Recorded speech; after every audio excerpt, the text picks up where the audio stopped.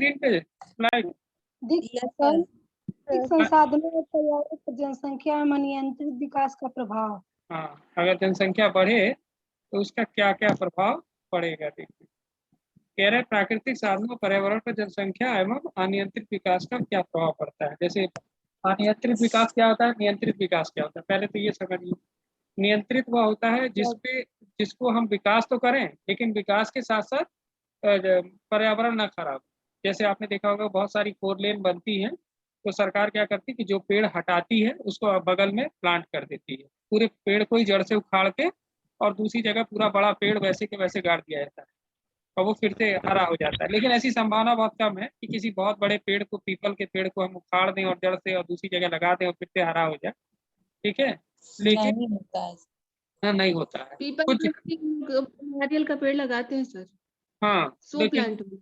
हाँ 100 प्लांट भी होते हैं। जैसे मेडिकल कॉलेज रोड पे आप देखेंगे कि सरकार ने, वहाँ पे बड़े हाँ सरकार ने क्या किया, बड़े बड़े पेड़ों को ही जड़ से जो है उखाड़ के वो बीच में लगा दिया है। ठीक है, वो पाम के पेड़ हैं तो ज्यादातर जो पाम के पेड़ हैं मेडिकल कॉलेज पे वो सब के सब वेल डेवलप्ड हैं, बड़े पेड़ हैं, उनको ला के सरकार ने वहाँ पे प्लांट कर दिया सड़क के बीच में। ठीक है, अब उसमें से कुछ पकड़ भी लिए हैं और कुछ जो है बेकार हो जाएगी, लेकिन ये है कि 50% पेड़ पकड़ लेते। ठीक है, तो वो नियंत्रित है।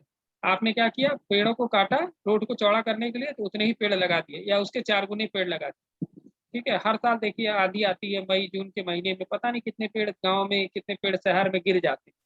ठीक है, अगर हम उसके 4 गुने पेड़ नहीं लगा रहे हैं तो विकास हमारा अनियंत्रित होगा, प्रकृति पे बोझ पड़ेगा। ठीक है, अब जनसंख्या तो प्राकृतिक संसाधन, देखिए क्या जनसंख्या तो प्राकृतिक संसाधनों को अन्योन्याश्रित संबंध है, मतलब एक दूसरे से कोरिलेटेड। जनसंख्या बढ़ेगी तो प्राकृतिक साधनों का विदोहन होगा, विदोहन माने यूज होगा और वो तेजी से खत्म होंगे। दुनिया में कोई भी चीज ऐसी नहीं है जो स्थायी हो। देखिए विज्ञान में एक परिभाषा है आविष्कार। हम चीजों का क्या करते हैं, आविष्कार करते हैं, किसी की चीज को जन्म नहीं देते। अगर कोई ये कहता है ना कि मैंने इसको जन्म दिया तो वो थोड़ा सा गलत है। वो चीज रहती है धरती पे, अस्तित्व में है, लेकिन हम उसको क्या करते हैं, नए सिरे से उपयोग लायक बनाते हैं, तो हम उसको आविष्कार करते हैं। ठीक है, ऐसा नहीं था कि धरती पे कच्चा तेल नहीं था, धरती के अंदर कच्चा तेल था, हमने उसको निकाला और उसको पेट्रोल डीजल और ग्रीस और तमाम प्लास्टिक वगैरह सब चीजें बनाई।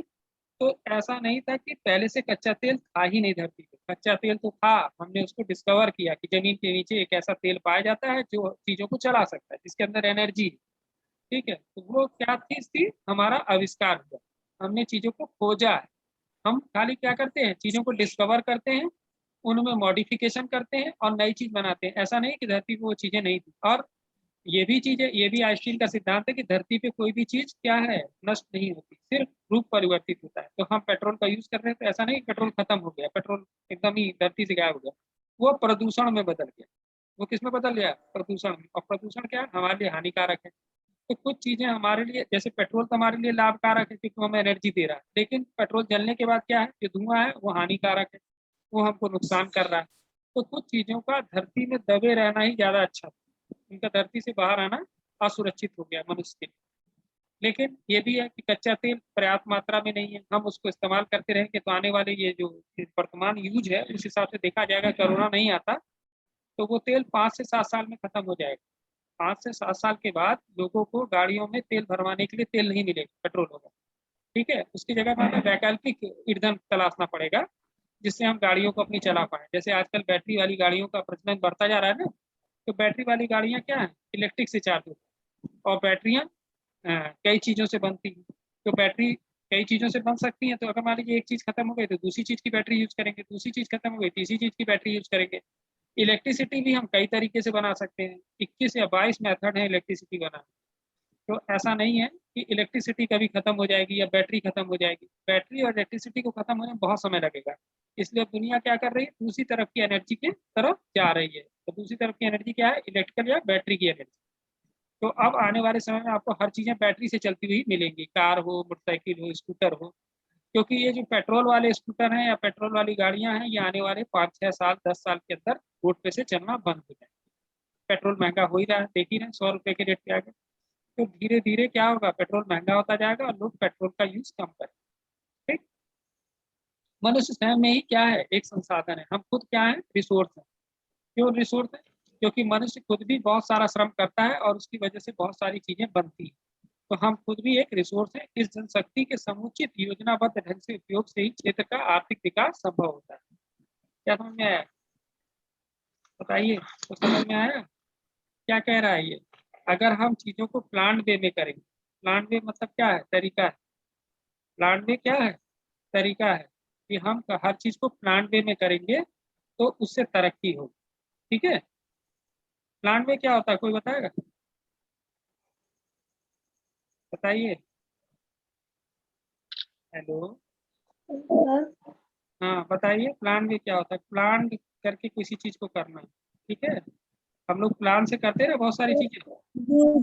योजनाबद्ध तरीके से उसका उपयोग करना, हाँ, तो मानव, योजना बना करके हाँ कोई योजना कार्य बना, करना। मानव रहित प्राकृतिक संसाधन का कोई अर्थ नहीं है, क्योंकि मनुष्य आवश्यकताओं उपभोग उपयोग के संदर्भ में ही कोई वस्तु या तत्व का संसाधन बनती है। हैगेट कहते हैं कि कोई भी प्राकृतिक पदार्थ या शक्ति तब तक संसाधन नहीं बन सकती जब वह मनुष्य की आवश्यकता की पूर्ति न करे।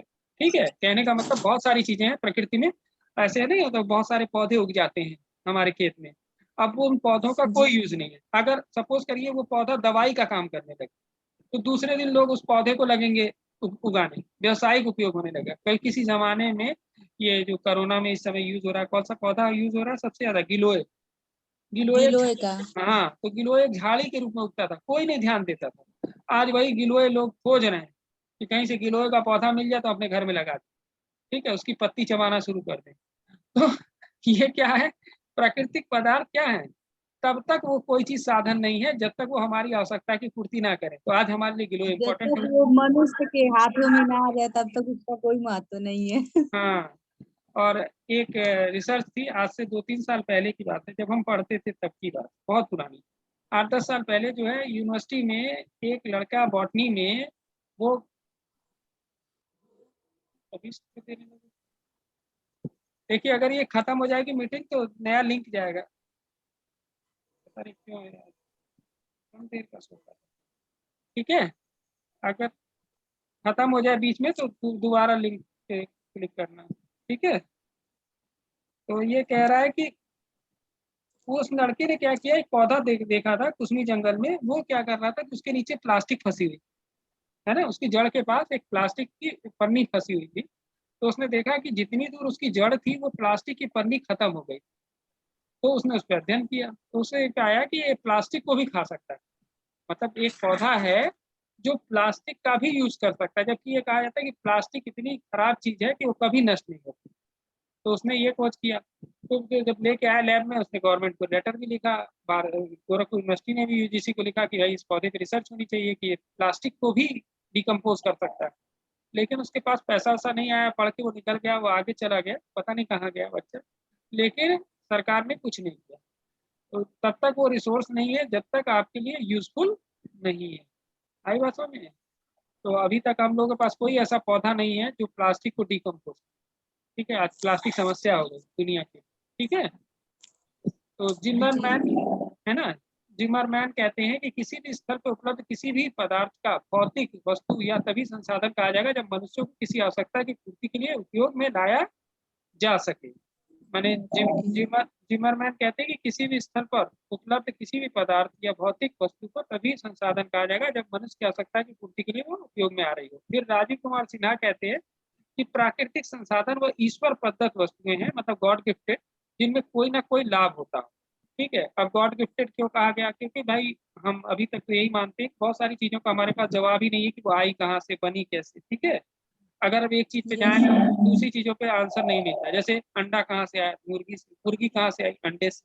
तो उसका कहीं कोई अंत नहीं है। तो कोई हम लिंक तो नहीं मिलता है सर। एंडिंग नहीं मिलेगी। जब एंडिंग नहीं मिलेगी तो हम क्या कहेंगे? गॉड गिफ्टेड, भगवान का दिया हुआ है। बहुत सारे ऐसे प्रश्न हैं जिनके जवाब अभी साइंस के पास नहीं है, तो आप ये मान के चलिए कि गॉड गिफ्टेड है।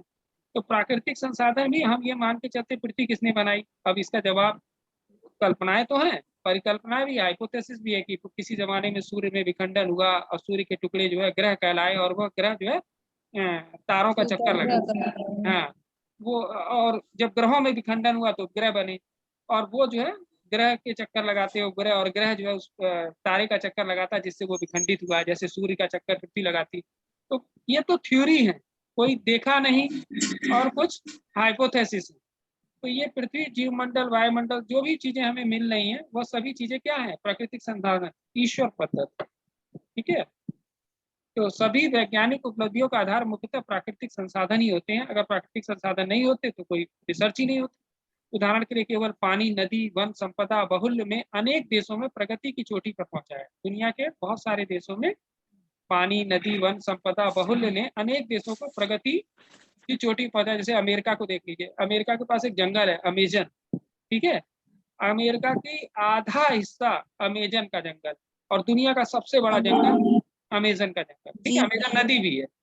और वो सर, अमेजन, उसमें क्यों अक्सर आग लगते रहते हैं, समझ में नहीं आता है, हर साल मतलब वो सुनाई देता हाँ है। हाँ बिल्कुल आपको सुनाई देगा। कारण ये है कि अमेरिका जो है लंबाई में बसा हुआ देश है। जैसे हमारा देश है ना, तो वो क्षेत्रफल उतना हाँ। ज्यादा नहीं है, और जो बीच वाली विस्तृत रेखा है उसके दूर है थोड़ा सा। केरल को छोड़ दो, केरल उसके थोड़े नजदीक है, लेकिन फिर भी हम लोग उससे दूर हैं। लेकिन अमेरिका का जो अमेजन का जंगल है वो उस रेखा पे पड़ता है। वहां इतनी हीट पड़ती है कि जंगल के जो पेड़ है वो आपस में हवा से टकराते हैं और उनमें आग लग जाती है, रगड़न से, है ना, वो रगड़न से आग लग अच्छा। जाती है। और उसकी वजह से वो जी। और इतने ज्यादा सूखी लकड़ियां अगल बगल मिल जाती है, वो आग बुझाने में कई हजार लीटर मतलब पानी लग जाता है समुद्र का।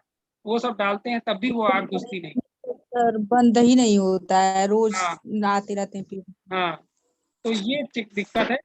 वन संपदा बहुल के अनेक देशों में प्रगति की चोटी पर पहुंचाया।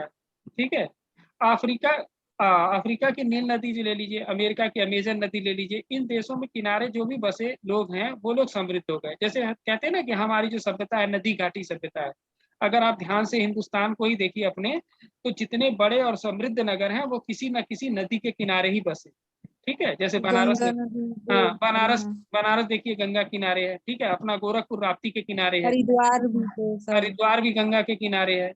ठीक है, दिल्ली जी। को देख लो, दिल्ली यमुना के किनारे है। लखनऊ, आगरा लखनऊ भी गोमती के सर किनारे, गंगा के हाँ किनारे। गोमती के किनारे। ठीक है, तो हाँ, जितनी गोमती नदी के किनारे। है, तो जितनी भी आगरा भी यमुना के किनारे है। तो जितनी भी हमारी सभ्यता संस्कृति डेवलप हुई वो किसी न किसी नदी के किनारे डेवलप हुई, और नदी के किनारे बसने वाले लोग समृद्ध कहलाए। मतलब उनके पास पैसा था, सब कुछ है ना। आज भी इन शहरों को देखो, लखनऊ बहुत विकसित हो गया, भले नदी नहीं रही। नदी आज की डेट में हाँ जो गोमती है वहां गंदी है, और उस नदी के बगल से नहीं हाँ। कोई गुजरना चाहता, इतनी बदबू आती है। अगर आप गोमती के किनारे से जाइए तो आप नाक बंद कर लो। ठीक है, इतना शहर भर का कचरा उसमें रहता है।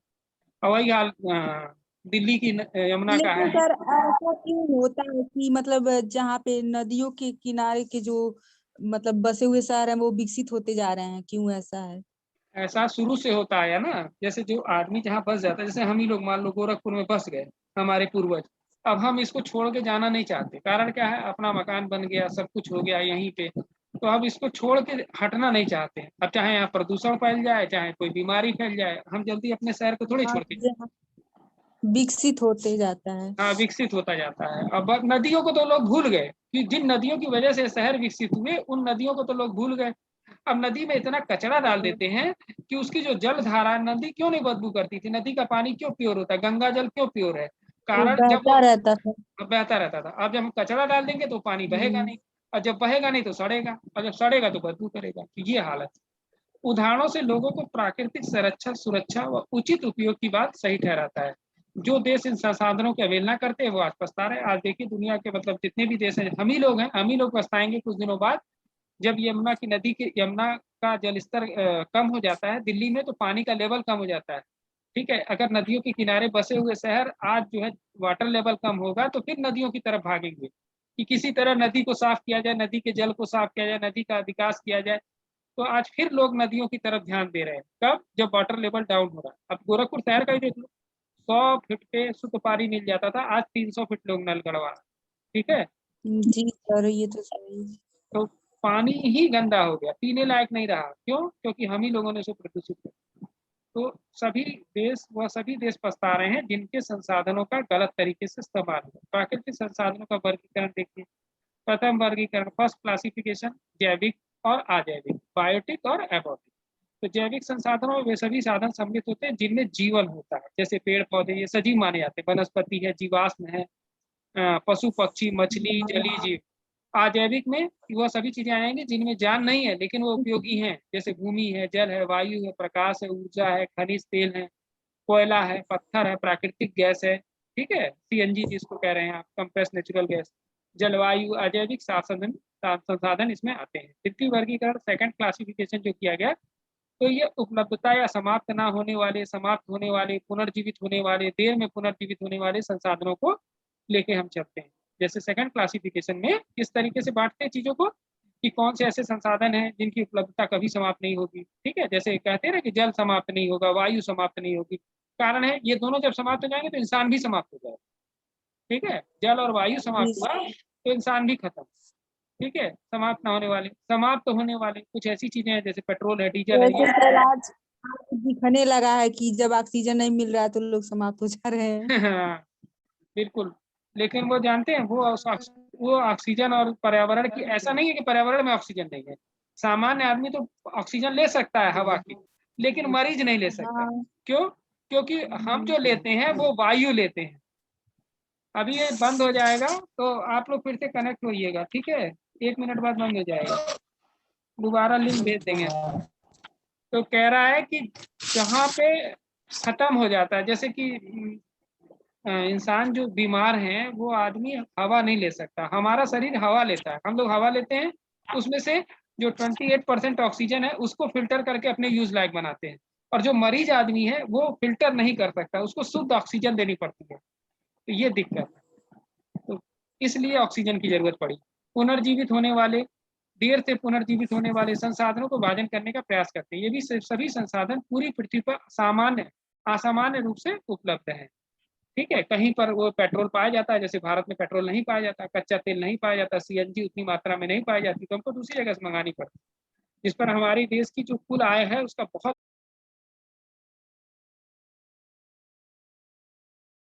असमान रूप से उपलब्ध है। अगर दुनिया में आप देखेंगे तो आपको कुछ चीजें क्या होंगी, ऐसी दिखाई देंगी कि जो चीजें कहीं कहीं बहुत अधिक हैं और कहीं कहीं बहुत कम है। जैसे भारत को देखो, कोयला, तो भारत में कोयला तो है लेकिन सबसे घटिया किस्म का, कोयले की 4 किस्म होती हैं जिसमें से दूसरी या तीसरी किस्म ही भारत में पाई जाती है, फर्स्ट टाइप का जो कोयला है वो भारत में नहीं मिलता, ठीक है, वो भी भारत में सिर्फ जो है झारखंड, बिहार, वेस्ट बंगाल, इन 3 जगह को छोड़ के कहीं कोयला नहीं, ठीक है, और कोयले की तो ये हालत है कि आने वाले 2-3 साल बाद ही हमारे पास से कोयला खत्म, मतलब कोयला मिलेगा ही नहीं, हमको दूसरे देश से क्या करना पड़ेगा, इम्पोर्ट करना पड़ेगा। अगर हमको कोयले पर आधारित कोई चीज़ चलानी है तो हमको कोयला इम्पोर्ट करना पड़ेगा। तो ये चीज़ें आपने देखी होंगी कि धीरे धीरे कोयले से जो बिजली बनती थी वो भारत में धीरे धीरे कम होती जा रही है, उन प्लांट को गैस पे आधारित बिजली बनाने वाले प्लांट बनाए जा रहे हैं, या एकदम ही चेंज कर दिया जा रहा है, प्राकृतिक गैस का, सीएनजी वगैरह का यूज करके बनाने की बात चल रही है। और अभी आपने एक चीज नई और देखी होगी शहर में कि सभी जगह मोटे मोटे पाइप डाल रही है कंपनी, टोरेंट, देखा आपने, हर इलाके में देखा होगा कि मोटे मोटे पाइप सड़क के किनारे डाले जा रहे हैं, देखा ना। यस सर, हमारे इधर पे पड़ रहा था ठंडी में। हाँ, तो वो जो पाइप है वो सीएनजी गैस के हैं, ठीक है, और टोरेंट कंपनी जो है वो अडानी की, हाँ। अडानी ग्रुप जो है गुजरात का, वो पूरे उसको यूपी का ठेका मिला है, वो पूरे यूपी में वो सीएनजी गैस के पाइपलाइन के थ्रू देगा, और आने वाले समय में ये जो एलपीजी वगैरह जो हम लोग भरवा रहे हैं ना, वो सब की समस्या समाप्त हो जाएगी, घर घर जो है आपकी सीएनजी पहुंच जाएगी, उससे खाना बना, तो ये समस्या दूर होने वाली कुछ समय बाद, सिलेंडर लेके नहीं दौड़ना पड़ेगा, आपके घर टोटी रहेगी, टोटी खोलेंगे और अपने घर में गैस जलाएंगे, जैसे पानी आ रहा है वैसे गैस भी आने लगेगा, वैसे ही गैस आएगी, ठीक है, तो ये समस्या समाप्त होने वाली। तो ये तकनीक है, और कुछ चीजें जब समाप्त हो रही है तो देश जो है दूसरी तरफ बढ़ रहा है, प्राकृतिक गैस की तरफ हम बढ़ रहे हैं। क्यों? क्योंकि एलपीजी भी समाप्त होगी आने वाले समय। तो जनसंख्या वृद्धि का प्राकृतिक साधनों पर प्रभाव क्या पड़ता है? तो जनसंख्या अगर तेजी से बढ़े तो जनसंख्या पूरे विश्व की चिंता का कारण है, क्योंकि इस वृद्धि से लगातार लगभग सभी देश चिंतित हैं, ठीक है, और वो देश ज्यादा चिंतित हैं जिन देशों में संसाधनों की कमी है। जैसे भारत को ले लीजिए, भारत अच्छा देश है, हर मामले में अच्छा, हमारे पास अच्छी जमीन है, नदियां हैं, तालाब हैं, वातावरण सब तरह का है। हमारे यहाँ, अगर भारत तो एकमात्र ऐसा देश है जहाँ पहाड़ भी है, नदियां भी हैं, रेगिस्तान भी है, और उपजाऊ जमीन भी है, सभी चीजें हैं। बर्फ भी। हाँ, हमारे पास सभी चीजें लेकिन हैं। सर जनसंख्या भी तो बहुत अच्छी है। हाँ, बस प्रॉब्लम ये है कि हमारे पास जनसंख्या बहुत ज्यादा है, ठीक है। लेकिन अभी भी हम वहां गए, हिमाचल गए थे, 2-3 बार गए, ठीक है। तो हिमाचल में आबादी नहीं है, कई कई किलोमीटर आप गुजर जाएंगे, पहाड़ों पे से रहने वाला कोई नहीं दिखाई देगा, है। सर पहाड़ों की वजह से वहाँ पे आबादी कम होती है हाँ ना, समतल भूभाग नहीं होते हैं, हाँ चढ़ना पड़ता है इतना। हाँ, तो वो वहाँ जीवन इतना कठिन है कि लोग हैं ही नहीं। उद्योगों के विकास के लिए, है, उद्योगों के विकास के लिए कृषि योग्य भूमि का उपयोग होने के कारण कृषि योग्य भूमि का क्षेत्रफल धीरे धीरे घटता जा रहा है, ठीक है। जैसे आप गीडा को ले लीजिए, गोरखपुर में जब गीडा नहीं था, तो वहां जहाँ गीडा है इस समय, सहजनवा में, खजरी साइड में, तो वो गीडा जब नहीं था तो वहां सर पे खेती होती थी, अच्छी खासी कृषि कृषि की उपज होती थी। लेकिन आज सरकार ने सब जमीनें एक्वायर कर ली और एक्वायर करके उद्योग खोल दिए। तो कहीं शराब की फैक्ट्री खुल रही, कहीं किसी चीज की फैक्ट्री खुल रही है। यानी फैक्ट्रियां तो खुली, विकास तो हुआ, लेकिन कृषि योग्य भूमि कम हो गई। मानव समय में, तो मानव सर स्वयं, ऐसे जगह पे फैक्ट्रियों को लगाया जाए जहाँ पे कृषि उपजाऊ भूमि ना हो, जहाँ पे बंजर यस, भूमियां हो, वहाँ पे एकदम लगाना चाहिए। एकदम सही, बंजर जमीनों पे लेकिन लगा। अपना कोई ऐसा थोड़ी ना सोचता है। हाँ, नहीं, वो पॉलिसी मेकर देश के गलत है।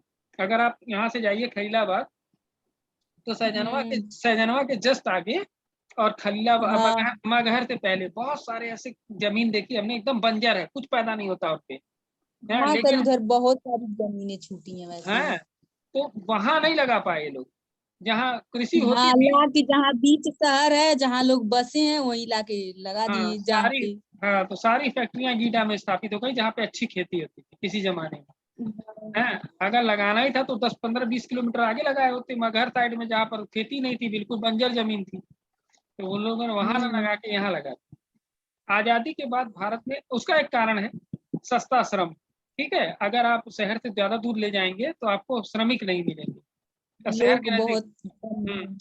संसाधन नहीं मिल पाएंगे, तो ये सब वजहों से शहर के नजदीक लगाए। आजादी के बाद भारत में विकास जन संभावनाओं, आशावादी निराशावादी दोनों विचार पाए गए, ठीक है। जैसे कुछ लोगों का ये सोचना था कि विकास होना चाहिए, बहुत जरूरी है देश के डेवलपमेंट, ठीक है। जैसे नेहरू जैसे लोग जो ये सोचते थे देश को बहुत तीव्र गति से बढ़ना चाहिए। कुछ लोग ऐसे थे निराशावादी टाइप के, जो कहते थे नहीं। अगर आप गांधी जी की विचारधारा को देखिए, तो गांधी जी मशीनों के थोड़े से विरोधी थे, वो नहीं चाहते थे, वो चाहते थे आराम से शांति से जियो, हाँ हरियाली के सर, भी, वो हाँ हथकरघा के वो ज्यादा। हाँ हाँ, उन्होंने हथकरघा पे जोर दिया। तो उसका कारण था हथकरघा पे जोर देने का, कि वो जानते थे कि ये जो विकास होगा वो हम लोग को बाद में कष्ट देगा, ठीक है। ये कैंसर जैसी बीमारियां लाएगा, ब्लड प्रेशर लाएगा, शुगर लाएगा, हुआ भी वही। विकास तो हुआ देश का, लेकिन हाँ वह सब बीमारियां भी लेके आए, है ना। पहले देश में 2% कैंसर के मरीज थे, आज 10% हो जा रहे हैं। तो ये कारण क्या है? विकास, अनियंत्रित विकास, जिसके लिए कृषि उत्पादन, विशेषतः खाद्यान्न उत्पादन प्रमुख आधार था। आज और अगर खाद्यान्न विकास नहीं होता तो पीछे भी तो हो जाता भारत पीछे, बाकी देशों से। नहीं एकदम सही है आपकी बात, पीछे हो जाते हैं हम लोग, लेकिन तब कभी, तो और जनसंख्या बढ़ जाती है अगर बीमारी ना रहता तो। सर मरते जनसंख्या बढ़ेगी तो बीमारी बढ़ेगी। नहीं, बीमारी जनसंख्या को नियंत्रित करती है, यानी तुम्हारे कहने का मतलब ये है, ऐसा नहीं है। आजकल जनसंख्या, कैंसर के मरीज बहुत कम ही बचते हैं, कैंसर के मरीज बचते कहाँ, ब्लड कैंसर रहा तो ही बचते हैं। नहीं बचते हैं, आजकल बच रहे हैं, आजकल बचने की परसेंटेज बढ़ गई है। अब जैसे मनीषा कोइराला पूरी तरह से ठीक हो गई, कहाँ कैंसर मरीज कहाँ, 20, आज मेरे अंदाज से 10-15 साल हो गया उसको, कैंसर हुआ था, पूरी तरह से ठीक हो गया उसको, आज बिल्कुल उसको कैंसर नहीं, ठीक है। भारत में तो नहीं इलाज होगा उसका सर, है उसका अमेर, इलाज भारत में तो नहीं नहीं अमेरिका में होगा। हुआ, अमेरिका में हुआ, ठीक है। तब तो बच गए। संजय दत्त हैं, उनको भी कैंसर हो गया, उनका भी इलाज चल रहा है अमेरिका में, ठीक है। यही जो अभी मरे हैं इरफान खान, वो पूरी तरह से ठीक उनको हो गए, उनको भी कैंसर था, दूसरे दूसरे टाइप का था, ब्रिटेन में इलाज हाँ, चला, वो पूर्ण रूप से ठीक हो गए थे। उनका अचानक से ब्लड वो, कैंसर। हाँ नहीं, हाँ इरफान हाँ, उनका ठीक हो गया था इरफान खान फिर, का ब्लड कैंसर था। हम्म, ठीक होने के बाद दोबारा वो हुआ और मर गए, ठीक है। और ये सभी चीजें, तो इस संदर्भ में बेर्टल्ट रसल का कथन है कि विश्व में कोई भी सरकार तब तक टिकाऊ नहीं हो सकती जब तक उस देश की स्थिर आबादी नहीं रहती। समझ में आई बात? अगर देश में आबादी हम्म, तेजी से बढ़ेगी तो सरकारें भी तेजी तेजी से गिरेंगी, यानी सरकार तब टिकाऊ होगी जब आबादी कम होगी, इनका ये कहना था, ठीक है। जैसे आप यूरोप के देशों को देख लीजिए, तो यूरोप में टू पार्टी सिस्टम, जितने भी देश हैं, अमेरिका को ले लो, ब्रिटेन को ले लो, वहाँ 2 ही पार्टी होती है राजनीतिक दल। एक गद्दी से हटता है तो दूसरा बैठता है, दूसरा हटता है तो फिर पहला वाला बैठता है। तो इस तरीके से वहाँ सरकारें चलती हैं। भारत की तरह नहीं है कि वो 15 अच्छा, वो अच्छा है, हाँ दो वही ही है वही अच्छा। हाँ, यहाँ पे बहुत ज्यादा पार्टियां हैं और बहुत ज्यादा सरकारें गिरती उठती रहती हैं, और एक पार्टी दूसरी पार्टी की सरकार को गिराने में लगी रहती है। जैसे आप देख रहे हैं कितना सारा पैसा इसी में खर्च कर डालते हैं सब। हाँ, राजनीतिक उठापटक में करोड़ों रुपया जनता का चला जाता है। ठीक है, जब एक चुनाव होता है तो करोड़ों रुपया खर्च होता है, सरकार करती है, जो कि पब्लिक का होता दो ही लोग रहेंगे तो पैसा भी ज्यादा खर्च नहीं करना पड़ेगा ना सर। है। हाँ, और अगर चाइना को देख लो तो वहाँ तो कोई सरकार ही नहीं बदलती है, सिर्फ राजा बदलता है। वहाँ चाइना में कोई चुनाव नहीं होता है, वहाँ कम्युनिस्ट पार्टी की सरकार है, वही चलाती है, पूरे देश को 40 साल से चला रही है। सिर्फ वहाँ पर प्रधानमंत्री बदलता रहता है, सिर्फ उस देश सर में। लेकिन वहां पे कितना बार वो हो चुका है, क्या क्या विद्रोह? बोलते हैं, विद्रोह नहीं जैसे कि ये अपना जो संविधान टाइप का होता है, कई 5 बार या पता नहीं क्या हुआ था हाँ, ना। चेंज हो चुका है। हाँ, हाँ तो वो तो होता रहता है, वो तो भारत में भी होता रहता है, हमारे देश में नहीं होता है। हर साल एक तो संशोधन होता है ये संविधान में। ठीक है, जैसे धारा 370 समाप्त की गई, तो वो भी तो संविधान संशोधन ही है। अभी वो लाई है सरकार जो है, एक 3 तलाक पे बिल लाई है, वो भी तो संविधान संशोधन है। तो हर हाँ देश में होता है। संविधान होना भी चाहिए फ्लेक्सिबल। अगर आप नहीं संविधान को फ्लेक्सिबल बनाएंगे तो संविधान जो है फिर खत्म हो जाएगा, उस पर लोगों का विश्वास खत्म हो जाएगा। ठीक है, तो संविधान किसी भी देश का हो, वो समय के हिसाब से, परिस्थिति के हिसाब से बदलते रहना चाहिए। ठीक है, वैसे भी दुनिया के जितने संविधान है वो सूत्र रूप में लिखे गए हैं। तो पहले से बदल ही गए हैं आधे। हाँ, सूत्र रूप में मतलब उनकी व्याख्या की जाती है, कोर्ट उसकी व्याख्या करती है, उस अनुसार से कानून बनाए जाते हैं। ठीक है, अब देखिए, इससे स्पष्ट हुआ कि अत्यधिक जनसंख्या वृद्धि किसी भी देश के उपलब्ध प्राकृतिक संसाधनों के अनुपात को गड़बड़ा देती है। ठीक है, जैसे भारत में बहुत ज्यादा जनसंख्या बढ़ी तो आज ये हालत है कि कोयला खत्म हमारे पास, जबकि कोयले में हम आत्मनिर्भर थे, हमारे पास इतना कोयला था कि हम अपनी जनसंख्या को चला सकते थे। लेकिन आज जनसंख्या इतनी बढ़ गई कि वो कोयले की इतनी ज्यादा यूज हुआ कि आज कोयला खत्म होने का कगार पे है भारत। तो जनसंख्या वृद्धि के कारण पर्यावरण प्रदूषण बढ़ ही रहा है। देख ही रहे हैं आप, दिल्ली में, लखनऊ में। लखनऊ अभी आया था कि कुछ दिनों पहले कि लखनऊ जो है हिंदुस्तान का सबसे प्रदूषित शहर। ठीक है, अब बताइए, यूपी का एक शहर सबसे प्रदूषित शहर। ठीक, तो ये भी जनसंख्या वृद्धि के कारण है। कारण क्या है? मल्टी स्टोरी बिल्डिंग बनी है, बिल्डिंग में जो है बनाने के लिए जो बालू सीमेंट यूज होता है, उसके छोटे छोटे कण हवा में उड़ते हैं। और जब ऊंची ऊंची बिल्डिंगें बनती है तो आप उनका प्रदूषण रोक नहीं सकते। अगर सपोज करिए आप 1 मंजिल की बिल्डिंग बन रही है, तो आप 12 फीट की टीन की चादर लगा के चारों तरफ आप बिल्डिंग बना सकते हैं, तो उसका प्रदूषण फैलेगा नहीं पूरे शहर में। लेकिन अगर 50 मंजिल की बिल्डिंग बन रही है, 25 मंजिल की बिल्डिंग बन रही है, तो कहाँ तक प्रदूषण को रोक देंगे? तो धूल मट्टी जो है हवा में उड़नी उड़नी। अब वो धूल मट्टी क्या करती है? हमारे फेफड़ों में जाके बैठ जाती है, उसी का परिणाम है कैंसर। तो सिंचाई तथा विद्युत उत्पादन के लिए बड़े बड़े बांध, जलाशयों का निर्माण किया है। जैसे अभी आपने एक दुर्घटना सुनी होगी, मुश्किल से 1 महीना हुआ, टेहरी में एक हुई थी ना दुर्घटना, कि बादल के वो हिमखंड गिर गया, और उसमें जो है इतना जो है जो काम चल रहा था ट्यूनल में जहाँ पर बिजली बनती थी, वहाँ 160 लोग गायब हो गए, एकदम सीधे सीधे एक ही दिन में, एक झटके में लोग मर गए।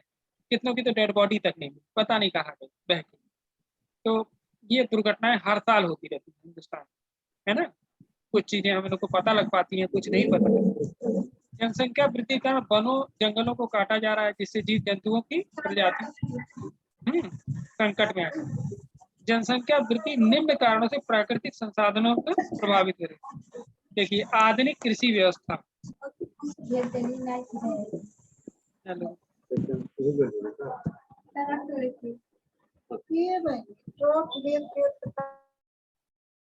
है ना। आधुनिक कृषि व्यवस्था, मॉडर्न एग्रीकल्चर, कृषि में तकनीकी विकास, संसाधनों जैसे सिंचाई, उर्वरक, कीटनाशक, अन्य रसायनों को अच्छी उपलब्धता कारण अधिकतर किसान सीमित संख्या में फसलों में प्रजातियों का उपयोग करने लगे। कृषि में तकनीक का विकास हुआ, सिंचाई का विकास हुआ, उर्वरक, कीटनाशक आए नए नए। तो इनसे क्या हुआ कि आज किसान वही फसल पैदा करना चाहता है जो कि अधिक से अधिक उत्पादन करे। उत्पादन में मतलब प्रोडक्शन जिसका ज्यादा हो, भले ही उसमें क्वालिटी ना हो। ठीक है, जैसे पहले लोग भुजिया चावल खाते थे, तो भुजिया की जो वो है उससे शुगर की प्रॉब्लम नहीं होती, लेकिन लोग क्या हुआ, भुजिया चावल महंगा हो गया, कम लोग पैदा कर रहे थे क्योंकि उसकी पैदावार कम थी, वो सब जगह पैदा नहीं हो सकता था।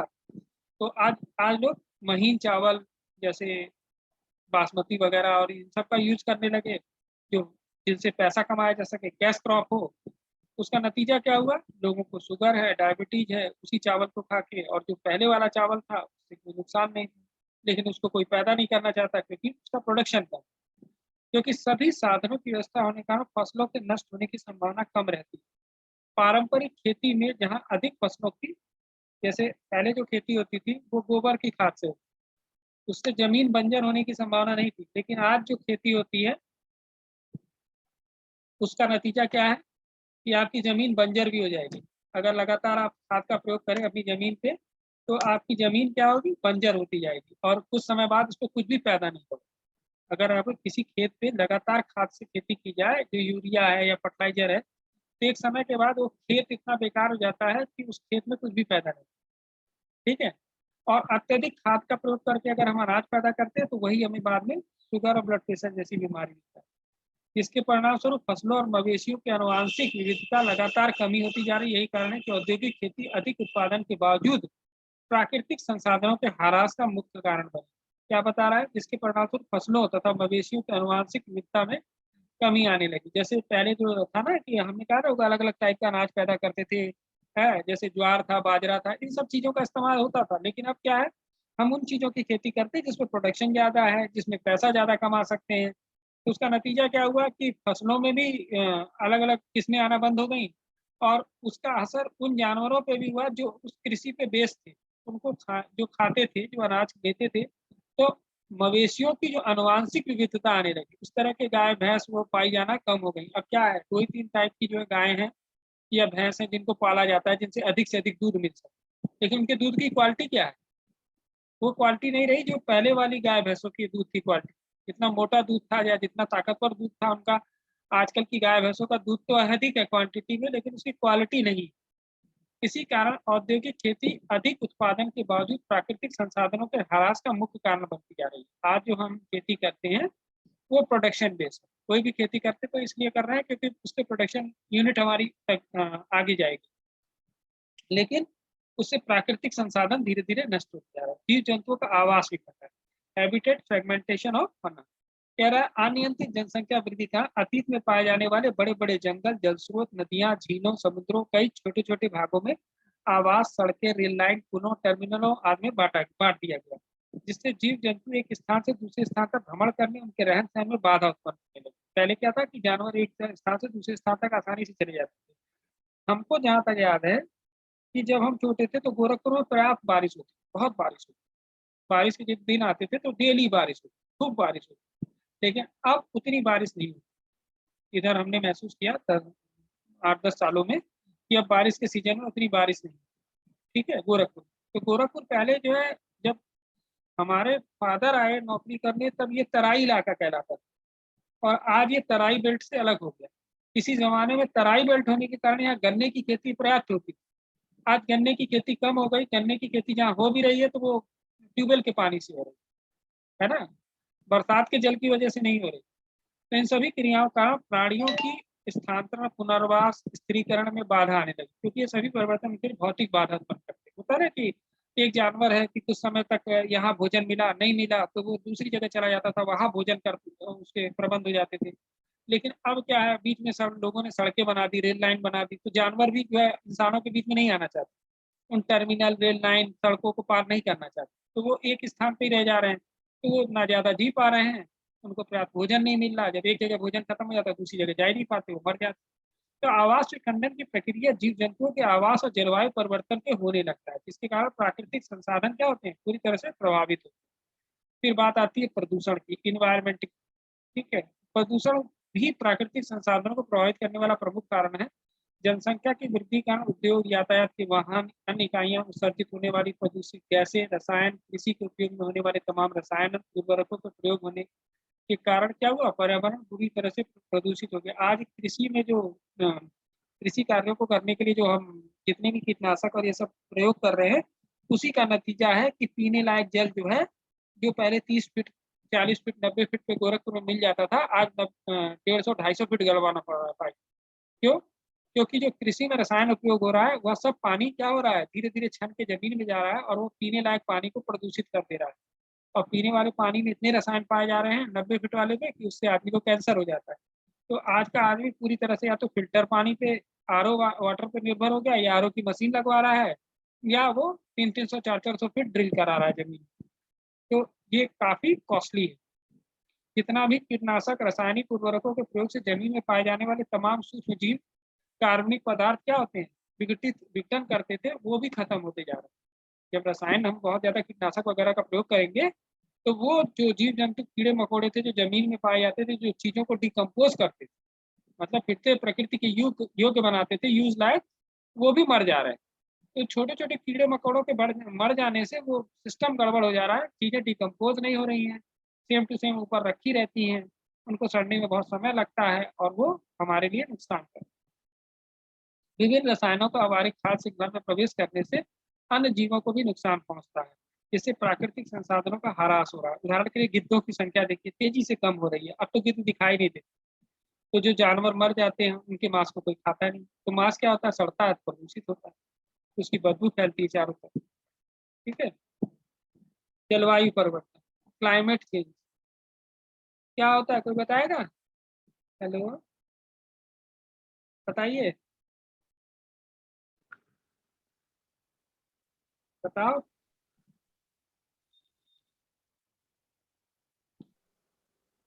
हेलो, क्या सर? जलवायु परिवर्तन क्या होता है, क्लाइमेट चेंज? जलवायु परिवर्तन। जलवायु परिवर्तन देखिए ये है कि अभी हम बता रहे थे ना, एक एग्जांपल दिए थे कि गोरखपुर में किसी जमाने में बहुत बारिश होती थी, और अभी आप अपने पूर्वजों से पूछिए, अपने घर में जो लोग हैं एजेड, अपने बाबा दादा से पूछेंगे तो वो बताएंगे कि बरसात के दिनों में खूब बाबू बारिश बरसती थी, और आज जो है वो 2 महीने में बहुत कम बारिश होती है। जो बारिश का सीजन आता भी है तो गोरखपुर में उतनी बारिश नहीं होती अब जितनी पहले 10 साल 15 साल पहले गोरखपुर में बारिश होती। तो ये क्या है, क्लाइमेट चेंज। ठीक है। और भी आप एक चीज महसूस करेंगे, आप जाड़े का ही सीजन ले लीजिए, पहले जो जाड़ा पड़ता था वो 15 दिसंबर से 15 जनवरी तक लोग कांप जाते, और अब जाड़ा जो है उतना भयानक नहीं पड़ता। ठीक है। जी, तो फॉग भी ये, नहीं उतना पड़ता है। हाँ, उतना फॉग वॉग नहीं होता। कारण क्या है कि ये चीजें तेजी से परिवर्तित हो रही है क्लाइमेट चेंज के कारण। और एक चीज और भी देखा होगा आपने दुनिया में कि मतलब जो बड़े शहर है, दिल्ली है, शंघाई है चाइना का, तो वहाँ इतना ज्यादा फॉग पड़ जाता है जनवरी के महीने में कि 2 महीने गाड़ियों को बंद करना पड़ता है, ट्रेनों को बंद करना पड़ता है, सड़क पे चलने के नियम बनाने पड़ते हैं कि इतने से इतने बजे तक ही आप गाड़ी चला सकते हैं, क्योंकि रात में जब चलाएंगे तो एक्सीडेंट ही एक्सीडेंट हो, कुछ भी दिखाई नहीं देता। तो पॉल्यूशन के कारण, क्योंकि पॉल्यूशन क्या करता है कि जो ओस के कण है उनको ऊपर जाने नहीं देता है, और पूरा पूरा पॉल्यूशन जमीन के स्तर पर ही रह जाता है, तो इसकी वजह से कुछ भी दिखाई नहीं देता अगल बगल। उसका नतीजा क्या है, अत्यधिक जो है पॉल्यूशन होने के कारण एक्सीडेंट होते हैं। और वही फॉग इतना नुकसान करती है कि जो अस्थमा के मरीज हैं, दमा के मरीज हैं, वो मर जाते हैं उस सीजन में। 2 महीने उनके लिए बहुत खतरनाक होते हैं, दिसंबर और जनवरी का महीना हार्ट पेशेंट के लिए भी नुकसानदेह है। कारण क्या है, पूरा पॉल्यूशन जमीन की तरह स्तर पे रहता है, और वो जो सांस लेते हैं उससे उनके हार्ट को और उनकी लंग्स को बहुत नुकसान होता है। तो आधुनिक खेती में नाइट्रोजन उर्वरक का प्रयोग करने से कार्बन फ्लोरोकार्बन जैसे carbon dioxide, methane, nitrous oxide, ozone, तो ये ओजोन लेयर को तो खराब कर ही रहे हैं, जो वायुमंडल को गर्म कर रही है। अगर वायुमंडल ओजोन लेयर छिद्र हो जाएगा तो उसका ओजोन लेयर O3 लेयर भी कहते हैं, ऑक्सीजन की 3 लेयर, 3 परत जो है, 3 जो एटम्स मिलके ओजोन लेयर बनाते हैं, और उसमें पॉल्यूशन के कारण छेद हो रहा है। और जब छेद होगा तो क्या होगा, सन की जो रेज है, अल्ट्रावायलेट रेज सीधे आएंगे बिना छने, और जब बिना छने आएंगे तो स्किन कैंसर देंगे। तो इससे वायुमंडल तेजी से गर्म भी होता है, जब छन के आती है तो उतनी हीट नहीं रहती, और जब वो डायरेक्ट आती है धरती पे तो बहुत तेजी से टेम्परेचर को बढ़ा रहे हैं। अगर एक चीज और ध्यान से देखिए कि गोरखपुर का जो टेम्परेचर था आज से 10 साल पहले 40 के ऊपर नहीं जाता, और आज की डेट में आप गोरखपुर का टेम्परेचर 48-46 चला जाता है गर्मी के दिन।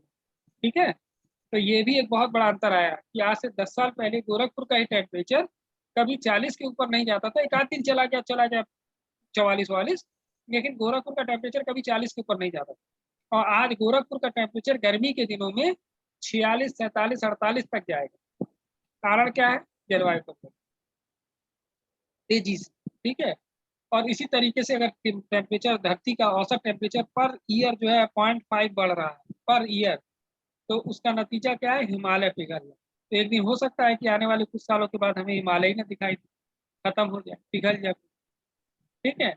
और समुद्र का जल स्तर इतना बढ़ जाए कि समुद्र का पानी शहरों में घुस जाए, बॉम्बे ही साफ हो जाए, ये भी हो सकता है। आने वाले 20-25 साल बाद इतना ज्यादा पानी हो जाएगा समुद्र में गल के, बर्फों के गल जाने से, कि वो पहाड़ों की जो बर्फ गल के जाएगी नदियों से बह बह के पानी के रूप में समुद्र का जल स्तर इतना बढ़ जाएगा, एक तो समुद्र का जल उपयोग लायक नहीं, और समुद्र में मिलने के बाद नदी का जल भी उपयोग लायक नहीं रहता, क्योंकि उसमें इतने लवण हो जाते हैं। और वह जल जब पूरे पूरे शहरों को खा जाएगा, कई शहर तो डूब के खत्म हो जाएंगे समुद्र के किनारे। तो इस प्रकार जलवायु परिवर्तन से प्राकृतिक संसाधन प्रभावित। फिर आती है प्राकृतिक आपदाएं, नेचुरल डिजास्टर। तो जनसंख्या वृद्धि की अधिकता के कारण प्राकृतिक आपदाएं भी आती रहती है। जनसंख्या की अधिकता के कारण प्राकृतिक आपदाओं से निपटने के लिए संसाधन उपलब्धता कम हो जाती है। जैसे अभी देखिए 2 तूफान आए ना इसी महीने, इसी 1-2 हफ्ते के पहले, ठीक है। एक आया पश्चिम की तरफ महाराष्ट्र में, गुजरात की तरफ से, उससे 2-3 दिन बारिश हुई। फिर एक आया उड़ीसा की तरफ, तो उससे 2-3 दिन गोरखपुर में बारिश। तो यहाँ तो सिर्फ बारिश हुई, बारिश से कोई बहुत ज्यादा नुकसान नहीं हुआ, लेकिन जहां पे वो तूफान टकराया वहां पता नहीं कितने लोगों के घर साफ हो गए, कितने लोगों की खेती, जो खेत में फसल खड़ी होगी वो गायब हो गई, और कितनी जगह पे पानी बढ़ गया। और पहले ही लोग आपदा से जूझ रहे हैं, कोरोना की, और इसमें एक और आपदा, प्राकृतिक आपदा। तो प्राकृतिक संसाधन क्या होते हैं? तेजी से ह्रास हो जाते हैं, तमाम जीवों के नष्ट होने का खतरा हो जाता है, जो अपने को इस विषम परिस्थिति के अनुकूल नहीं ढाल पाते, ठीक है। ये भी प्रकृति का नियम है, जो परिस्थितियों के हिसाब से नहीं ढल पाता वो अपने आप को साफ कर देता है, मतलब वो धरती से साफ हो जाता है। एक फसलीय खेती, एक क्रॉप कल्टीवेशन, यानी प्राकृतिक संसाधनों के ह्रास का मुख्य कारण है एक फसली खेती। ये देखिए, ये भी एक चीज है। आपने देखा होगा ज्यादातर आजकल जो किसान है वो जिस चीज में एक्सपर्ट होता है उसी चीज की खेती कर रहा है। आपने कुछ खेतों को देखा होगा जहाँ गेहूं की खेती अच्छी होती है, या कुछ बेल्ट देखे होंगे जहाँ चावल की खेती अच्छी होती है। तो किसान क्या करता है कि जहाँ चावल की खेती अच्छी होती है वो चावल की खेती करता है, जहाँ गेहूं की खेती अच्छी हो रही है वो किसान गेहूं की फसल लगाता है, चावल लगाता ही नहीं। तो जब हम एक ही फसल को पीढ़ी दर पीढ़ी बोते रहेंगे तो जमीन में से उसको उर्वरक शक्ति एकदम खत्म हो जाएगी, माने उसको पैदा करने की, उस फसल को पैदा करने की जो ताकत है जमीन की, वो उस फसल को पैदा करने की ताकत एक दिन खत्म हो जाएगी और जमीन बंजर हो जाएगी। जरूरी क्या है? हम रोटेशन क्रॉप करें। रोटेशन क्रॉप मतलब एक फसल बोई, उससे जो उर्वरक शक्ति जमीन में कम हुई उसको प्रोवाइड करने वाली दूसरी फसल को उसके बाद बोए। तो जो उर्वरक शक्ति उससे कम हुई वो दूसरी फसल क्या करे? जमीन को वापस कर दे। फिर इस तरीके से तीसरी लगाएं। तो जब रोटेशन क्रॉप करेंगे, क्रॉपिंग करेंगे, तो खेत में उपज बची रहेगी, उत्पादन क्षमता बची रहेगी। अगर हम एक खेत को एक ही खेती के लिए बार बार यूज करते रहेंगे तो धीरे धीरे वो जमीन क्या होगी? बंजर हो जाएगी, ठीक है। वर्तमान मशीनीकरण, औद्योगिकरण के कारण किसान सिर्फ उन्हीं फसलों की खेती करते जो अधिक फायदेमंद। जैसे ज्यादातर किसान आजकल गेहूं लगा दे रहा है, चावल लगा दे रहा है, क्योंकि उनको काटने के लिए मशीन है, दबा देती हैं, सीधे अनाज के दाने निकल आते हैं, खेत में बोरी में पैक किया, ले आया घर। तो हम उन चीजों की खेती नहीं कर रहे जो थोड़ी सी टिपिकल है, जैसे बाजरा है, जौ है। तो इन सब चीजों की खेती नहीं कर रहे क्योंकि उनके लिए कोई मशीन नहीं है, न काटने के लिए न लाने के लिए। मकई है, उसके लिए कोई मशीन नहीं है ज्यादा। तो उन जिन चीजों के लिए मशीन नहीं है उनकी खेती किसान नहीं कर रहा। उदाहरण के लिए आज आज अधिक फायदेमंद जो आंध्र प्रदेश को ले लो। अच्छा, मध्य प्रदेश में सबसे ज्यादा क्या पैदा होता है बताओ? हेलो, दीपमाला जी बताइए। बताओ एमपी में ही। हाँ, चना एमपी ही तो में लोग बोलते हैं, है चना ही तो बोलते हैं सब। चना। चना, गेहूं, ये सब। नहीं नहीं, सबसे ज्यादा मध्य प्रदेश किस चीज के लिए फेमस है? सबसे ज्यादा मध्य प्रदेश फेमस है दालों के लिए, ठीक है। मूंग दाल भी बहुत बोते हैं लोग। हाँ मूंग सब, दाल हाँ सब दालें, और सभी दालें, दाल की खेती उड़द के दाल लिए। भी बोते हाँ, सबसे ज्यादा दाल की खेती मध्य प्रदेश में ही होती है। पूरे हिंदुस्तान को दाल सप्लाई करने का काम करता है मध्य प्रदेश, ठीक है।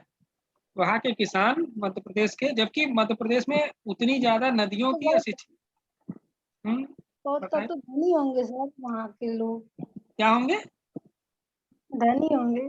हाँ धनी है, दाल के खेती के नाम पे तो बहुत। अभी आपने किसान आंदोलन नहीं देखा था, पिछले 2-3 साल पहले एक आंदोलन हुआ था जिसमें सबसे ज्यादा मतलब अव्यवस्था जो पैदा हुई मध्य प्रदेश में ही पैदा हुई। खेती पे जो आंदोलन हुआ था आज से 2 साल पहले, वो जो है मध्य प्रदेश के किसान सबसे भयंकर आंदोलन में भाग लिए थे। क्यों? क्योंकि वो सबसे ज्यादा संपन्न है उस चीज में, खेती में। ठीक है, अनाज में, दालों की खेती में बहुत ज्यादा संपन्न है वो लोग। ठीक है, तो अब गेहूं की खेती आप ले लीजिए तो पंजाब से ज्यादा संपन्न कोई नहीं गेहूं पैदा करते हैं पर हेक्टेयर। और सबसे अधिक उपज की बात ले लीजिए तो उत्तर प्रदेश से ज्यादा संपन्न कोई नहीं। गेहूं पैदा सबसे ज्यादा उत्तर प्रदेश में होता है, लेकिन पर जमीन के हिसाब से देखिएगा तो पंजाब में सबसे अधिक गेहूं पैदा है। ठीक है, उत्पादन में तो उत्तर प्रदेश है, लेकिन प्रोडक्टिविटी ज्यादा है पंजाब की प्रोडक्टिविटी ज्यादा है, यहाँ पे यस प्रोडक्शन ज्यादा है। Yes yes. तो सबसे ज्यादा मतलब आपका पंजाब में ही जमीन में, सबसे ज्यादा पंजाब की जमीन में ही खेती गेहूं की है बढ़िया। और अपने उत्तर प्रदेश में तो गेहूं चावल सबसे अधिक होता है, लेकिन हमारे पास आबादी भी अधिक है और उतना ज्यादा नहीं। ठीक है, पंजाब में सर तो कोलकाता में ज्यादा, है? क्या चीज? चावल तो कोलकाता में ज्यादा होता है ना। नहीं, अपने जमीन में, अपनी जमीन उत्तर प्रदेश की जमीन में चावल बहुत पैदा होता है। आपको एक चीज और बताएं, हमको बड़ा आश्चर्य हुआ था, हम साउथ गए थे। ठीक है, हम गए वहाँ पे, क्या नाम है, आंध्र प्रदेश में एक जगह है एकदम लास्ट बॉर्डर पे, तमिलनाडु और आंध्र के, तिरुपति। तिरुपति दर्शन करने गए थे, तो तिरुपति में हमने देखा कि वहाँ चावल की खेती 12 महीने करते हैं, वो भी तालाब के पानी से। एक जिला पड़ता है वारंगल, ठीक है, तिरुपति से पहले, वहां पे चावल 12 महीने पैदा होता है और वो भी तालाब की खेती से, तालाब के पानी से। ठीक है, वहाँ भी तो कोलकाता में भी तो सर, कोलकाता में भी 3 बार सब चावल की खेती साल में 3 बार करते हैं, हाँ तो कारण, 4-4 महीने। हाँ अगर ना करें तो वो खाद्यान्न लाएंगे कहाँ से? गेहूं पैदा ही नहीं होता उनकी जमीन में, गेहूं उतना पैदा ही नहीं होता उनकी जमीन में, खाद्यान्न लाए कहाँ से? अब वो ज्यादातर तो चावल पीस के इस्तेमाल करते हैं, चावल तो कम खाते हैं डायरेक्ट। अगर आप साउथ में जाएंगे तो चावल नहीं खाते, उनको चावल के दाने से कोई मतलब नहीं। बस दाना हो गया, उसको पीस दिए, उससे इडली बननी है, डोसा बनना है, वो इडली और डोसा खाते हैं। सब्जी के नाम पे 2 ही सब्जी उनके लिए वो उपयोगी रह जाती हैं, एक तो कद्दू, दूसरा लौकी, सांभर बनाने के काम आती है। तो उनके यहाँ 2 ही चीजें मिलती हैं। तो रोटी मिलेगी नहीं आपको किसी होटल में, बढ़िया बढ़िया होटल में चले जाएंगे आप, रोटी मांगेंगे तो मैदे की रोटी मिलेगी, तो आप रोटी खा नहीं सकते। तो ये चीजें, इसीलिए सर साउथ में चावल बस दिखाता है। हाँ चावल ही खूब पैदा होता है, 12 महीने पैदा करते हैं, ना करें तो उनका काम ही नहीं चलेगा, क्या खाएंगे? इडली और डोसा खाते इन्वायरमेंट भी तो चाहिए चावल पैदा होने के लिए। हैं। इन्वायरमेंट भी तो चाहिए वैसा, चावल यस होए बरहुमा। Yes yes. बताइए क्या एनवायरनमेंट वहाँ होना का चाहिए? एनवायरनमेंट अच्छा है। हाँ वहाँ का एनवायरनमेंट सपोर्ट करता है, उस चावल की किस्म को सपोर्ट करता है जो चावल वो लोग बोते हैं। ठीक है, वैसे चावल के लिए मॉइस्चर क्या, ज्यादा। हाँ मॉइस्चर जाता है, एकदम सही। ठीक है, तो वो सपोर्ट करता है यहाँ चावल। अब देखिए, इसके विपरीत सिंचाई मशीनों का अभाव है, फसलों की खेती करते हैं जिनकी घरेलू आवश्यकता रहती है। मतलब हम जनरली उन चीजों की खेती कर रहे हैं। अभी आप अपने अपने घरों को देख लीजिए, हम लोग के घरों को, जिनके पास खेत है, मेरे पास तो नहीं है, लेकिन जिनके पास खेत है वो लोग गेहूं और चावल जरूर पैदा करते हैं। क्यों? क्योंकि उनके घर की आवश्यकता है, बिना उसके काम ही नहीं चलना है। अब वो दूसरी फसलों पे नहीं जाते। फसलों के साथ किसान गाय, भैंस, बैल, बकरी, मुर्गी, भेड़, ये पहले किसानों के घर जरूर पाए जाते थे जानवर, लेकिन अब शायद ही बहुत कम किसान रह गए जिनके पास गाय भैंस है। ठीक है, अब तो किसानों के दरवाजे पे भी गाय भैंस नहीं दिखाई देती। बहुत ट्रेडिशनल किसान होगा तो ही अपने यहाँ गाय भैंस रखता है। ठीक है, क्योंकि वो उसके लिए एक और एक्स्ट्रा वर्क, गाय भैंस को देख। पहले ऐसा नहीं था, पहले खेत में से लाए, कुछ भी काट के घास वास लाए, ला के डाल दी गाय के सामने, खा रही है अपना। लेकिन अब किसान जो है गाय भैंस भी नहीं पालना चाहता, तो उसके लिए एक और काम है खेती के अलावा, गाय भैंस पालना। तो इस प्रकार फसली खेती के कारण फसलों और मवेशियों की विविधता के ह्रास होने लगा। अब जो है गायों की इतनी किस्म नहीं है, भैंसों की इतनी किस्म नहीं है, अत्यधिक उपभोग, एक्सेसिव कंजप्शन। तो जब जनसंख्या बहुत ज्यादा बढ़ती है तो हम चीजों का बहुत ज्यादा उपयोग करने लगते हैं। आजकल पेड़ों जानवरों का उपयोग वस्तु निर्माण, दवाइयां बनाने, शान शौकत के लिए, शिकार इत्यादि के लिए लोग करने लगे। जैसे हमने बताया ना कि चाइना के लोग हर चीज खाते हैं, केकड़ा से लेके छोटा छोटा जो कीड़ा मकोड़ा होता है सब खाते हैं। ठीक है, तो वो हर चीज खाने लगे। क्यों खाने लगे? क्योंकि उनके पास अनाज की कमी थी। तो मांसाहारी में गए तो वो ऐसी चीजें खाने लगे जिनका नहीं मांस खाना चाहिए। ठीक है, तो हर चीजों का खा रहे हैं। इसी तरीके से आपको जानकर बड़ा आश्चर्य होगा कि हिंदुस्तान में जैसे आयुर्वेद है ना, हम प्राकृतिक चिकित्सा की तरफ जा रहे हैं, लेकिन वो जो है जानवरों की खाल और जानवरों से चिकित्सा करते हैं।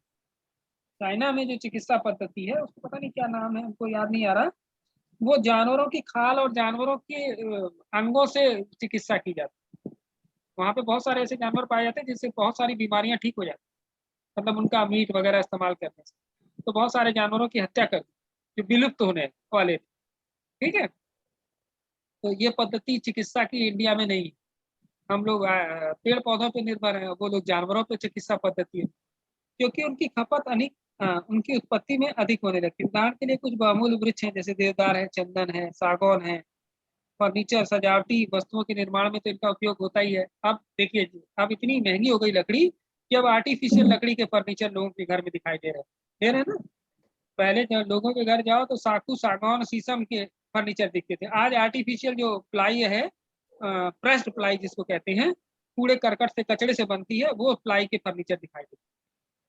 ठीक है, जंगलों के अंधाधुंध कटाई की जा रही है, जड़ी बूटियां इत्यादि की मांग बढ़ी है, तो बाबा रामदेव जैसे लोग करोड़पति अरबपति हो गए। ठीक है, तो क्यों अधिक हो अरबपति हो गए? क्योंकि जड़ी बूटियों की मांग बढ़ गई, लोग बढ़े तो भाई लोग ऐसी दवाइयां भी खोजने लगे जिनके कोई साइड इफेक्ट नहीं है, जिनके लिए डॉक्टर के पास नहीं जाना पड़ता।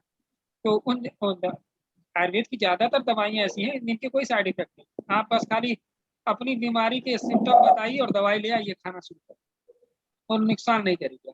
फायदा नहीं करेगी तो नुकसान तो बिल्कुल नहीं करेगी। तो इसलिए जड़ी बूटियों की मांग बढ़ गई। ठीक है, होता है ना कि किसी चीज को इतना प्रचारित कर दो कि आदमी जो है उसको खरीदने के लिए बाध्य है।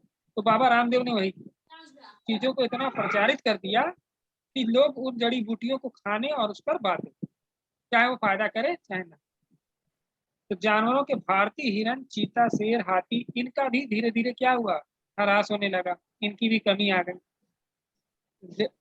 दवाइयों, सजावटी वस्तुओं का शिकार होने लगा, परिणाम स्वरूप बहुत बड़ी संख्या में तेजी से घटने लगी। इस तरह खनिज संसाधनों का उपयोग मनुष्य तेजी से क्या कर रहा था, कम कर रहा था। इससे उनमें ह्रास दृष्टिगोचर हो रहा था। अत्यधिक उपभोग के फलस्वरूप प्राकृतिक संसाधनों का क्या हुआ, ह्रास होने लगा, मतलब उनकी संख्या कम हो। अब देखिए खनिज संसाधनों के अत्यधिक उपयोग का क्या असर हुआ। तो खनिज संसाधनों को प्राकृतिक साधनों की श्रेणी में लाते हैं। जनसंख्या वृद्धि की अधिकता के कारण इनका भी दोहन होता जा रहा था। अगर इसी प्रकार खनिजों का निरंतर दोहन होता रहा तो एक दिन खनिज पदार्थ भी खत्म हो जाएंगे। ठीक है, और इससे पर्यावरण तो प्रदूषित होगा ही। अब प्राकृतिक संसाधनों के संरक्षण के उपाय क्या है? Measures of conservation of natural resources. प्राकृतिक संपदा हमारी पूंजी है, एक तरीके से पूंजी। पूंजी क्या होती है? पूंजी में 3 चीजें आती हैं, भूमि, श्रम और क्या क्या। पूंजी में 3 चीजें आती हैं, भूमि, श्रम और क्या आता है, प्राकृतिक संसाधन जितने भी। प्राकृतिक संसाधन। हाँ, तो जिसकी लाभकारी कार्यों को सुनियोजित ढंग से, अगर हम किसी चीज, इन तीनों चीजों को सही ढंग से उपयोग करें तो वो क्या हो जाएगी, हमारे लिए पूंजी है, जितने भी प्राकृतिक संसाधन है। अतः इनमें से एक का भी ह्रास या नष्ट होता है तो इसका सीधा प्रभाव हमारी जनसंख्या पे पड़ेगा। हमें इन प्राकृतिक साधनों का उपयोग प्राथमिकता के आधार पर करना चाहिए। जो प्राकृतिक संसाधन कम है उनको हम क्या करें, बहुत कम बहुत ही संभल के इस्तेमाल करें, जैसे कोयला है, पेट्रोल है। इनका विकल्प आज इंसान खोज ही रहा है। आज आप देख रहे हैं बैटरी पर चलित गाड़ियां आ रही हैं धीरे धीरे, तो ये विकल्प है किसका, कोयला, पेट्रोल, इन सब चीजों का। तो प्राकृतिक साधनों के संरक्षण के लिए निम्न उपाय किए जा सकते हैं। एक तो मृदा का संरक्षण, मृदा माने मट्टी का, सॉइल कंजर्वेशन। मृदा वस्तुओं, वनस्पतियों को उगाने के काम आती है, तो हम मट्टी को प्रदूषित ना होने दें। ऐसी मट्टी रखें जिसपे हर चीज उग सके, फसलें, घास, फल फूल, सब्जियों, जैसे मैंने अभी बताया ना, रोटेशन क्रॉप का यूज करके फसल बदल बदल के खेत में बोइए, जिससे मट्टी क्या हो, आपकी उपजाऊ बनी रहे, प्रदूषित ना हो। तो मृदा को बहुत बड़ी हानि अपरदन से होती है। अपरदन क्या है, किसी मट्टी का बह जाना।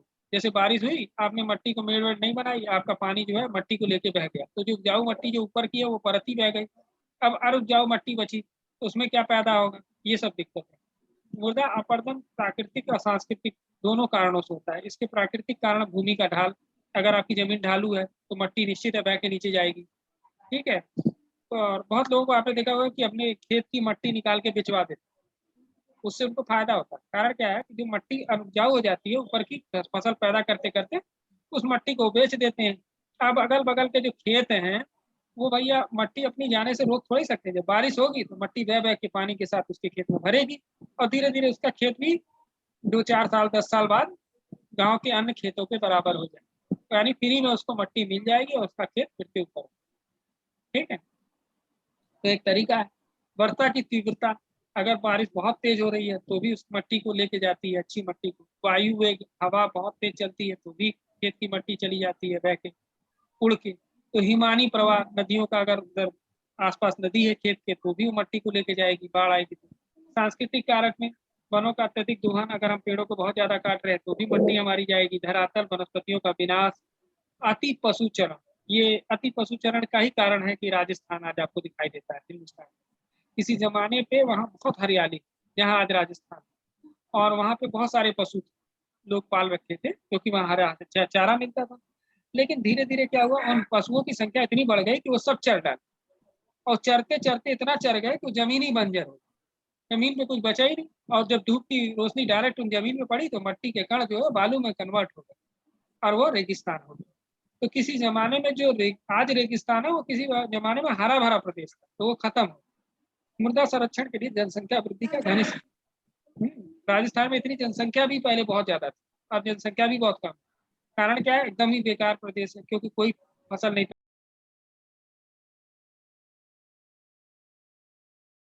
जब किसी पेड़ की लकड़ी को और किसी ऐसी चीज में डाल दिया जाए कि उसमें आग तो ना लगे, लेकिन उसको इतना हीट किया जाए कि उसके अंदर की जो ऑक्सीजन है, मतलब जो जितना भी नरम पदार्थ है, तरल मतलब वो है, वो सब वाष्पित हो जाए और लकड़ी पूरी तरह से एकदम ड्राई हो जाए, तो उसको कास्ट कोयला बोलते हैं। ठीक है, कोयले को मतलब लकड़ी को एकदम सुखा देना। ठीक है, और कोयले के रूप में कन्वर्ट हो जाती है, लेकिन लकड़ी जलती नहीं है उसमें, तो उसको कास्ट कोयले के रूप में यूज करते हैं। तो भारत में प्राचीन वनों में आग लगाकर नष्ट किया जा चुका है, क्योंकि जनसंख्या की अत्यधिक वृद्धि हो रही है। देखेंगे आप कि धीरे धीरे जो जंगल है शहरों के आसपास वो छोटे होते जा रहे हैं। जैसे कुसमी जंगल को देख लीजिए। ठीक है, कुसमी जंगल जो था पहले बहुत बड़ा था, मोतीपुर कूड़ा घाट के बाद ही स्टार्ट हो जाता था, और आज जो है सिकुड़ के कहाँ चला गया, इंजीनियरिंग कॉलेज के भी आगे चला गया। तो जंगल क्या होता जा रहा है, छोटा होता जा रहा है। कि आसपास गोरखपुर के जितने भी आसपास के जंगल हैं सभी की जो क्षेत्रफल है उसमें कमी आई है। जैसे जैसे जनसंख्या बढ़ रही है लोग जो है वनों को काट कर उनमें घुसते जा रहे हैं, जमीनों को कब्जा करते जा रहे हैं। जीव जंतुओं का संरक्षण, कंजर्वेशन ऑफ फना, तो जीवन की विविधता को बनाए रखने के लिए वन्य प्राणियों में अत्यधिक योगदान है। वनों के ह्रास के साथ साथ वन्य प्राणियों की संख्या में भी कमी आई है। जैसे अब जो है अगर शेरों की संख्या देखिए तो शेर कितने बचे हैं गिनती के भारत में, कोई जानता है? नहीं सुना। शेरों की संख्या 200 से 250 के करीब है भारत में सिर्फ, और दुनिया में ही शायद। क्योंकि जो शेर पाया जाता है वो भारत के अलावा कहीं नहीं पाए जाते। जो बब्बर शेर है उस तरह के शेर कहीं नहीं पाए जाते। भारत से भले ही कुछ शेर भेजे गए हों किसी के देश में चिड़ियाघर के लिए, लेकिन वैसे शेरों की संख्या प्रकृति रूप से 200 से 250 की ज्यादा नहीं है। और शेर जो है गिर के जंगलों में पाया जाता है। गिर कहाँ है? गुजरात। तो शेरों की संख्या एकदम धीरे धीरे खत्म हो रही है। वन्य प्राणी वनों के प्राकृतिक संतुलन को बनाए रखने में महत्वपूर्ण भूमिका अदा करते हैं। जनसंख्या की वृद्धि के आवश्यक प्रभाव को ये जीव जंतु कम करके उनकी आवश्यकताओं की पूर्ति भी करते हैं। ये जातियां कहीं समाप्त न हो जाए इसलिए इसका संरक्षण आवश्यक। देखिए मतलब जितने भी पृथ्वी पे जीव जंतु हैं सबका कहीं ना कहीं कुछ ना कुछ उपयोग है। ऐसा नहीं है कि कोई अनुपयोगी। हाँ ये चीज है कि अगर किसी की संख्या पर्टिकुलर जगह पे बढ़ जाती है तो वो हमको परेशान कर देता है। ठीक है, जैसे हम लोग के घर में बहुत सारी मकड़ियां हो जाएं तो इतने जाले लग जाएंगे कि हम उससे परेशान रहेंगे। किसी तरह मकड़ियां मर जाती तो अच्छा रहता।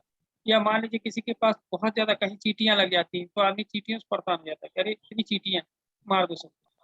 तो जब किसी जगह पर्टिकुलर जगह पे संख्या बढ़ जाए तो दिक्कत है, लेकिन अगर उनकी संख्या सभी जगह बराबर है तो वो कुछ ना कुछ संरक्षण का काम करते हैं, पृथ्वी को बचाने का काम करते हैं। सपोज करिए कोई जानवर मर गया तो आप देखेंगे चींटियां जो है मिलकर उसको ढो ले जाती, कीड़े मकोड़ों उनको उठा के ले जाती हैं, डिकम्पोज कर देती, खा जाती है धीरे धीरे। तो वो एक डिकम्पोजर का काम करती है। तो एक तरीके से क्या करती है, पृथ्वी को बैलेंस कर, तो उनकी भी संख्या होना जरूरी है। खनिज संपदा का संरक्षण, प्राकृतिक साधनों में खनिज संपदा का महत्वपूर्ण योगदान है। खनिजों के निरंतर खनन करने से कुछ वर्षों पे उनकी समाप्ति हो जाएगी। जैसे अभी आपने कुछ चीजों पर गौर नहीं किया होगा तो कुछ धातुओं को देखिए, जैसे सोना, सोना तो सबसे महंगा है ही है, ठीक है, लेकिन अगर सोने का उपयोग बहुत ज्यादा होने लगे तो सोना और महंगा हो जाए। ठीक है, सोना आज की डेट में किस यूज में आता है? हेलो, बताइए, सोना किस यूज में आता है सबसे ज्यादा? हेलो, क्या पूछ रहे सर? सोना सोना जो होता है, गोल्ड जो है, वो किस यूज में आता है सबसे ज्यादा? किस यूज में आता है? यूज में तो लोग गहना ही लोग बनाते हैं लोग। हाँ, सबसे ज्यादा गहनों के काम में आता है, फिर भी वो बहुत ज्यादा कॉस्टली है। अगर देश की जो मुद्रा है, किसी भी देश की जो मुद्रा है, किसी भी देश में जो करेंसी चलती है, जैसे भारत में रुपया चलता है, ठीक है, सिक्के चलते हैं, तो सरकार क्या करती है, इनके अभी आप कोई भी नोट उठा के देखिए तो नोट पे कुछ लिखा रहता है, नीचे लिखा रहता है कि मैं धारक को यह वचन देता हूँ कि अगर यह नोट नहीं है, लिखा रहता है ना, कि मैं धारक को यह वचन देता हूँ कि अगर ये नोट नहीं चलेगा तो मैं इसके बदले इतने मूल्य का सोना देने को तैयार रहूंगा। यानी गवर्नमेंट जब नोट छापती है तो उसके बदले सोने का भंडार अपने पास उतना रखती है, क्योंकि यानी सोना सबसे ज्यादा क्या है, विश्वसनीय धातु है, इसलिए सोना सबसे कॉस्टली है। ठीक है, आज की डेट में शायद सोना कितने वो है, कैसे है, रेट क्या है मालूम है आपको? 55 लाख पर केजी, 55 या 56 लाख रुपए पर केजी है सोने का रेट। ठीक है, तो इस तरीके से सोने के रेट अधिक कम होते रहते हैं और वो इंटरनेशनल मार्केट पर डिपेंड करते हैं। तो कुछ धातुएं इस तरह की हैं, जैसे चांदी है, चांदी भी इधर बहुत तेजी से बढ़ी है। किसी जमाने में चांदी सस्ती थी, लेकिन अब चांदी का रेट बहुत तेजी से भाग रहा है। तो चांदी किस काम में आती है? चांदी बहुत अच्छी सुचालक है विद्युत। ठीक है, तो पहले जो बिजली के उपकरण बनते थे, जहाँ पर बिजली की बहुत ज्यादा अच्छी कनेक्टिविटी चाहिए होती थी, तो वहाँ चांदी के तार इस्तेमाल किया जाते थे, लेकिन धीरे धीरे वो भी खत्म हो गया। अब कॉपर के यूज किए जाते थे, तो कॉपर भी धीरे धीरे धरती पे खत्म हो रही है। कॉपर का इतना ज्यादा यूज हुआ कि आज की डेट में कॉपर ही नहीं। तो कॉपर का सबसे बड़ा जो रखने वाला देश है वो है अमेरिका और चाइना, जिसमें सबसे अच्छे किस्म की कॉपर अमेरिका में पाई जाती है और उससे घटिया किस्म की चाइना में। और भारत तो बहुत ही बाद में आता है, तो हमको अपनी आवश्यकता के लिए कॉपर आयात करनी पड़ती है, या तो हम अमेरिका से चाइना करते हैं। में सर कुछ भी तो अच्छा नहीं मिलता है, सब खराब ही मिलता है चाइना में। हाँ, मिलता नहीं, चाइना में खराब चीजें नहीं, चाइना में दोनों तरह की चीजें मिलती हैं, ऐसा नहीं। चाइना के मार्केट को आप देखिए तो चाइना का वही सामान हम लोग खरीदते हैं जो सस्ता होता है। ठीक है, अब चाइना में वन प्लस मोबाइल भी बनता है, लेकिन वन प्लस का मोबाइल कोई खरीदता है भारत में? बहुत कम। वन प्लस का मोबाइल जो है वर्ल्ड का सेकंड मोबाइल है क्वालिटी के मामले में, सेकंड। एप्पल के बाद वन प्लस ही एक ऐसा मोबाइल है जो सबसे महंगा और सबसे टिकाऊ मोबाइल, सबसे ज्यादा चलता है। सबसे ज्यादा तो एप्पल चलता है, और एप्पल के बाद वन प्लस मोबाइल चलता है। तो वन प्लस भी चाइना की कंपनी है, ठीक है, लेकिन वन प्लस कोई इन्वेस्ट नहीं करना चाहता। वन प्लस का कोई भी मोबाइल 35-36 हजार से नीचे पे आता ही नहीं, 25 हजार से ऊपर पे स्टार्ट होता है। तो जब 25 हजार का मोबाइल आ रहा है तो लोग उस पर इन्वेस्ट नहीं करते, पैसा नहीं डालते। ठीक है, तो जब आप वहाँ का देखेंगे, चाइना में दोनों तरह की चीजें हैं, हर चीज बनती है। ऐसे बहुत सारी चीजें हैं जो चाइना में ही बनती है। एप्पल की जो कंपनी है वो है तो अमेरिका की कंपनी एप्पल, लेकिन उसका जो मैन्युफैक्चरिंग यूनिट है वो चाइना में। ठीक है, इसी तरीके से कंप्यूटर के तमाम सामान हैं जो एक नंबर की क्वालिटी है, उनकी फैक्ट्रियां कहाँ है? सब चाइना में। अगर वहाँ सामान रॉ मटेरियल उपलब्ध नहीं होता तो क्यों कंपनियां इलेक्ट्रॉनिक की वहाँ जाती? इसका मतलब है वहाँ कॉपर की उपलब्धता ज्यादा है, इसीलिए वहाँ कंपनियां, इलेक्ट्रॉनिक्स की कंपनियां वहाँ स्थापित, बड़ी बड़ी देश। ठीक है, मोटोरोला एक जमाने में अमेरिका की सबसे टॉप की कंपनी थी, लेकिन वो आज चाइना में, क्योंकि चाइना ने उसको खरीद, मोटोरोला को लिनोवो वालों ने खरीद लिया। अब मोटोरोला जो है लिनोवो कंपनी ही बेचती है। तो लिनोवो कहा कि चाइना की कंपनी, ऐसा नहीं है, चाइना में हर एक कंपनी नहीं खराब। ठीक है, कुछ कंपनियां जो है चाइना की जो बहुत घटिया क्वालिटी का सामान बनाती है, जो साल भर भी नहीं चलती। ठीक है, तो उनका एक पॉलिसी है, बेचिए और मतलब यूज करिए और फेंक दीजिए, उसको रिपेयर करने की मत सोचिए। जैसे चाइना वाली झालर आती है, आप हर साल खरीदिए, लगाइए और उसके बाद अगले साल नहीं जलेगी, उसको फेंकना ही आपको। कारण उसका होता है उसके अंदर जो तार पड़े होते हैं ना, वो लोहे के होते हैं, और लोहे के ऊपर वो लोग कॉपर की पॉलिश करते हैं। तो जब उस झालर को हम लोग एक साल जला के रखते हैं घर में, तो जो हमारे यहाँ का जो मॉइस्ट टेम्परेचर है ना, मॉइस्चर वाला, उससे वो अंदर के तार अपने आप सड़ जाते हैं। प्लास्टिक के अंदर जो तार होता है बिजली का पतला सा, वो सड़ जाता है जंग लग के, और वो ब्रेक हो जाता है, तो झालर अगले साल नहीं जलती। इसलिए चाइनीज सामान था।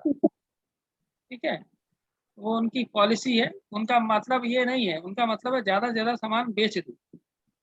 है, दो तरीके से आदमी पैसा कमा सकता है। पैसा कमाने के दो तरीके हैं दुनिया में, एक क्वालिटी मेंटेन करके, दूसरा क्वांटिटी मेंटेन करके। तो कुछ लोग क्वालिटी मेंटेन करते हैं, कुछ लोग क्वांटिटी मेंटेन करते हैं।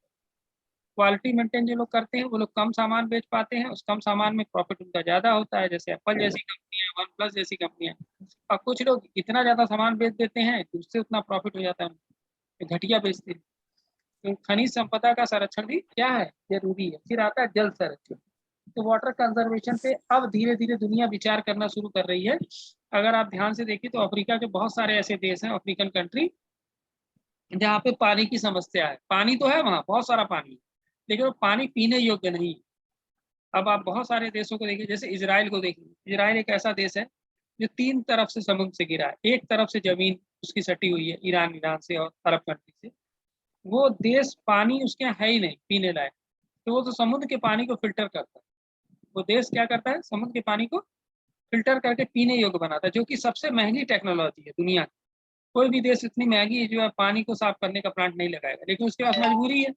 कारण है कि अगर वो नहीं ऐसा करेगा तो उसके यहाँ लोगों को पानी नहीं पीने को मिलेगा। ठीक है, पानी पिएंगे कैसे, ये भी तो दिक्कत है कि उनके सामने पानी पीने की समस्या पैदा हो जाएगी, तो पानी है ही नहीं उनके देश। अब यही स्थिति धीरे धीरे भारत में आ रही है। भारत में भी क्या है, पीने योग्य पानी अब आगे आने वाले समय में आपको नहीं मिलेगा। आने वाले समय में पीने योग्य पानी की समस्या भारत में भी होने वाली। ठीक है,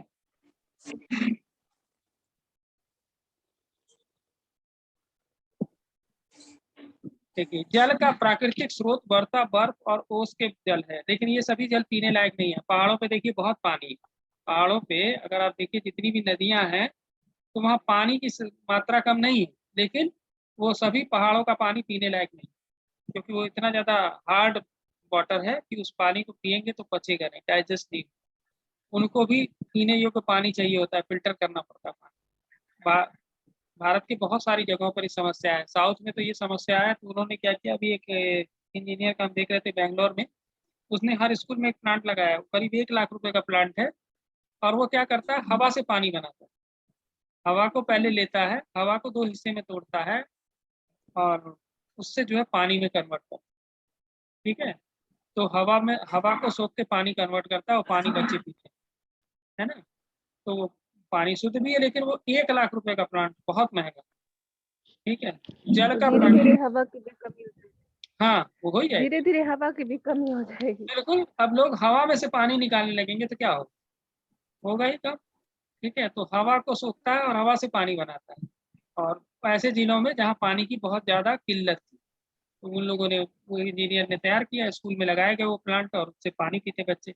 तो जल का प्राकृतिक स्रोत वर्षा, बर्फ, ओस का जल है। वर्षा का जल प्रभावित होकर नदियों, वर्षा का जल भी हम नहीं पी सकते। कारण क्या है, वर्षा का जल सबसे शुद्ध होता है। अगर दुनिया में देखा जाए तो सबसे शुद्ध जल जो है वर्षा का ही जल होता है, क्योंकि उसको डिस्टिल वाटर बोलते हैं। ठीक है, और एक्चुअली में उसमें करंट पास नहीं होना चाहिए, क्योंकि डिस्टिल शुद्ध जल में बिजली पास नहीं करती। लेकिन आप देखे होंगे कि बरसात के दिनों में सबसे ज्यादा बिजली से लोग सट के मर जाते हैं, पानी की वजह से। क्यों? क्योंकि जब वो जल हमारी सतह में आता है, मतलब हमारे उस एरिया में आता है जहाँ पर हम लोग रहते हैं, तो हमारे जो धूल के कण हैं, अशुद्धि के कण जो हवा में जा रहे हैं, उससे जब वो पानी मिलता है तो उस अशुद्धि को लेके नीचे आता है। और वो अशुद्धि क्या करती है, जल को प्रदूषित कर देती है और उसमें करंट पास होता है। मतलब अशुद्धियों की वजह से जल में करंट पास होता है। अगर शुद्ध जल हो तो उसमें करंट नहीं पास करता। इसी तरह आपको देखे होंगे कि बैटरी के सर अंदर, वो तो बारिश होती है तो एक बार बारिश हो जाती है तो सब खत्म हो जाता है ना, फिर दूसरी बारिश तो अच्छी रहती होगी। हाँ, दूसरी बारिश अच्छी होती है, लेकिन फिर भी ऐसा नहीं है, क्योंकि बारिश कंटिन्यू नहीं होती है। जैसे मान लो आज बारिश हो गई, अब 2-3 दिन बारिश नहीं हुई, 2-3 दिन में हम लोग पॉल्यूशन, ऐसा थोड़ा कि हम लोग थमे हुए हैं। हम लोग तो पॉल्यूशन डेली पैदा कर, हम तो फिर उतना ही पॉल्यूशन पैदा कर देते हैं हवा में। ऐसा नहीं ना है। आज मान लीजिए आपकी बारिश हुई, तो अब 2-3 दिन अगर 1 हफ्ते बारिश नहीं हुई, तो ऐसा नहीं कि 1 हफ्ते में लोग काम करना बंद कर देंगे, फैक्ट्रियां चलना बंद हो जाएंगी, लोग गाड़ियां नहीं चलाएंगे, तो धुआं तो हम लोग उड़ाएंगे, फिर पॉल्यूशन आ गया। तो वही पॉल्यूशन लेके बारिश फिर बरसती है नीचे। ठीक है, हाँ ये बात सही है कि पहली बारिश में नहीं नहाना चाहिए, कोई इस्तेमाल नहीं करना चाहिए पहली बारिश का। अगर दूसरी बारिश में आप भीगेंगे तो उतना नुकसान नहीं होगा। पहली बारिश में भीगेंगे तो आप टोटली पॉल्यूशन को अपने ऊपर लेते, ठीक है, ये बात सही है। लेकिन ऐसा नहीं है, हम लोग डेली उतना पॉल्यूशन पैदा करते रहते हैं कि अगर बारिश एक दो दो दिन छोड़ के होती है तो वो पॉल्यूशन लेके ही आएगी, उससे आप पॉल्यूशन से बच नहीं सकते। तो चूंकि कृषि उद्योग भारी मात्रा में जनसंख्या की आवश्यकताओं की पूर्ति करते हैं, इसलिए जल का समुचित रूप से संरक्षण आवश्यक है। और जल का संरक्षण अगर आपको देखना हो ना तो सबसे ज्यादा साउथ में देखिए आप, साउथ के जितने भी मतलब जगह हैं, केरल चले जाइए, केरल नहीं, केरल को छोड़ दीजिए, केरल के अलावा जितनी भी जगह है, केरल को इसलिए छोड़ने के लिए कहा क्योंकि केरल में इतनी ज्यादा बारिश होती है, बारिश की शुरुआत केरल से होती है, भारत मानसून आता है तो केरल से आता है। केरल में मानसून जो है अप्रैल में इंटर कर जाता है, और वही मानसून जो है यूपी तक आते आते मई हो जाता है, मई जून, मई का लास्ट या जून में आता है। तो केरल से एंटर करने वाला मानसून गोरखपुर तक आते आते मई जून लग जाता है, 2 महीने का सफर, 1.5 महीने का सफर करता है, तब यहाँ बारिश आती है, और वहाँ बारिश कंटिन्यू होती रहती है। तो उतने बीच में तो केरल में इतना ज्यादा पानी बरसता है कि केरल में बाढ़ आ जाती है हर साल, और केरल में नदियों में वर्ष भर पानी रहता है, सिर्फ बारिश का पानी, क्योंकि वहाँ कोई पहाड़ नहीं है कि पहाड़ से पानी निकल के जा रहा हो नदियों में। और वो उस जल को यातायात के रूप में भी यूज करते हैं। अगर केरल में आपको कहीं जाना हो तो आप नदियों के थ्रू कहीं भी जा सकते, एक जिले से दूसरे जिले, क्योंकि नदियां सब इंटरकनेक्टेड, ठीक है। तो नाव का बहुत यूज करते हैं केरल के लोग। तो केरल को छोड़ के थोड़ा सा ऊपर आइए, अगर बैंगलोर को देखिए, तमिलनाडु को देखिए, आंध्रा को देखिए, तो इन सभी जो इतने स्टेट हैं, इन सब में जल का संरक्षण करते ही करते हैं, क्योंकि अगर जल को संरक्षित ना करें तो उनके पास कोई साधन नहीं पानी का, उस पानी से ही वो साल भर खेती करते। वो कहीं जो है, एक तो मट्टी जो जमीन है वहाँ की चट्टानी है, वो लाल पत्थर की या काले पत्थर की, तो उनके बीच में पानी को स्टोर कर लेते हैं। अगल बगल पेड़ वेड़ है तो पानी सोखती तो नहीं है जमीन, उसमें जो पानी बरसात का इकट्ठा रहता है वो इकट्ठा रहता है। जैसे अब उसको देख लीजिए, कृष्णा नदी को देख लीजिए, दामोदर को देख लीजिए, तो इन सब नदियों का, चंबल को देख लीजिए, तो इन सब नदियों में क्या है, बरसात का जल है, कहीं पहाड़ से कनेक्टेड नदियां नहीं है। नदियां दो तरह की, एक जो मतलब बरसात की वजह से बन जाती है, और दूसरी नदियां वो जो हिमालय से निकलती, जो वर्ष भर जिनमें पानी रहता है। और बरसात वाली नदियों में वर्ष भर पानी नहीं रहता, कम से कम साल में 3-4 महीने वो सूखी रहती, जैसे चंबल को ले लीजिए, दामोदर को ले लीजिए, कृष्णा को ले लीजिए, तो इन नदियों में वर्ष भर पानी नहीं रहता, 3-4 महीने ऐसे होते हैं साल के जो खाली रहते हैं, ठीक है। और पानी भी देखेंगे तो आपको अथाह पानी मिलेगा, ऐसा नहीं कि आपको डर, पानी देख के डर लगने लगेगा, अरे इतना पानी इसमें आया कहाँ से, तो वो होता कहीं से नहीं आता, वो बरसात का ही पानी होता है, लेकिन स्टोर रहता है। तो जल का संरक्षण बहुत जरूरी है। एक प्राइम मिनिस्टर थे हमारे, अटल बिहारी वाजपेयी, चाहते थे कि सभी नदियों को इंटरकनेक्टेड कर दिया जाए, जो पहाड़ों से निकलती है वो भी, और जो बरसात वाली वो भी। तो जब इंटरकनेक्टेड कर दिया जाएगा और उसका जल स्तर बराबर रखा जाएगा, मतलब हाइट जो है समुद्र तल से, तो जल का जो प्रवाह होगा वो हिमालय से लेके कन्याकुमारी तक बराबर होगा, मतलब जल कहीं दबेगा नहीं नदियों से, और हर नदी में साल भर पानी रहेगा। तो ये उनकी विचारधारा थी, लेकिन ये अभी तक देश में साकार नहीं, अभी तक नदियां इंटरकनेक्टेड नहीं। अब आती है बात वायु संरक्षण। तो वायु को कैसे साफ रखा जाए, तो वायु भी प्राकृतिक साधन है, वायु प्राणवायु भी होती है, इसको प्राणवायु है, ये देख रहे हैं आज वायु की वजह से कितने लोगों के प्राण चले गए कोरोना में, ठीक है। तो ऑक्सीजन क्या करती है, आपको हेल्प करती है, और हमको मरीज को ऑक्सीजन इसलिए देनी पड़ती है क्योंकि हमारा जो शरीर है वो वायु लेता है, हम वायु लेते हैं जिसमें सभी गैसें होती हैं, बाकी गैसेस को हमारा शरीर निकाल देता है, यूज नहीं करता, ऑक्सीजन को यूज कर देता है जो 28%। लेकिन जब मरीज बीमार हो जाता है तो उसके फेफड़े इतने सक्षम नहीं होते कि वो वायु को फिल्टर कर दें, मतलब सिर्फ ऑक्सीजन को ग्रहण करें और बाकी हवा को निकाल दें।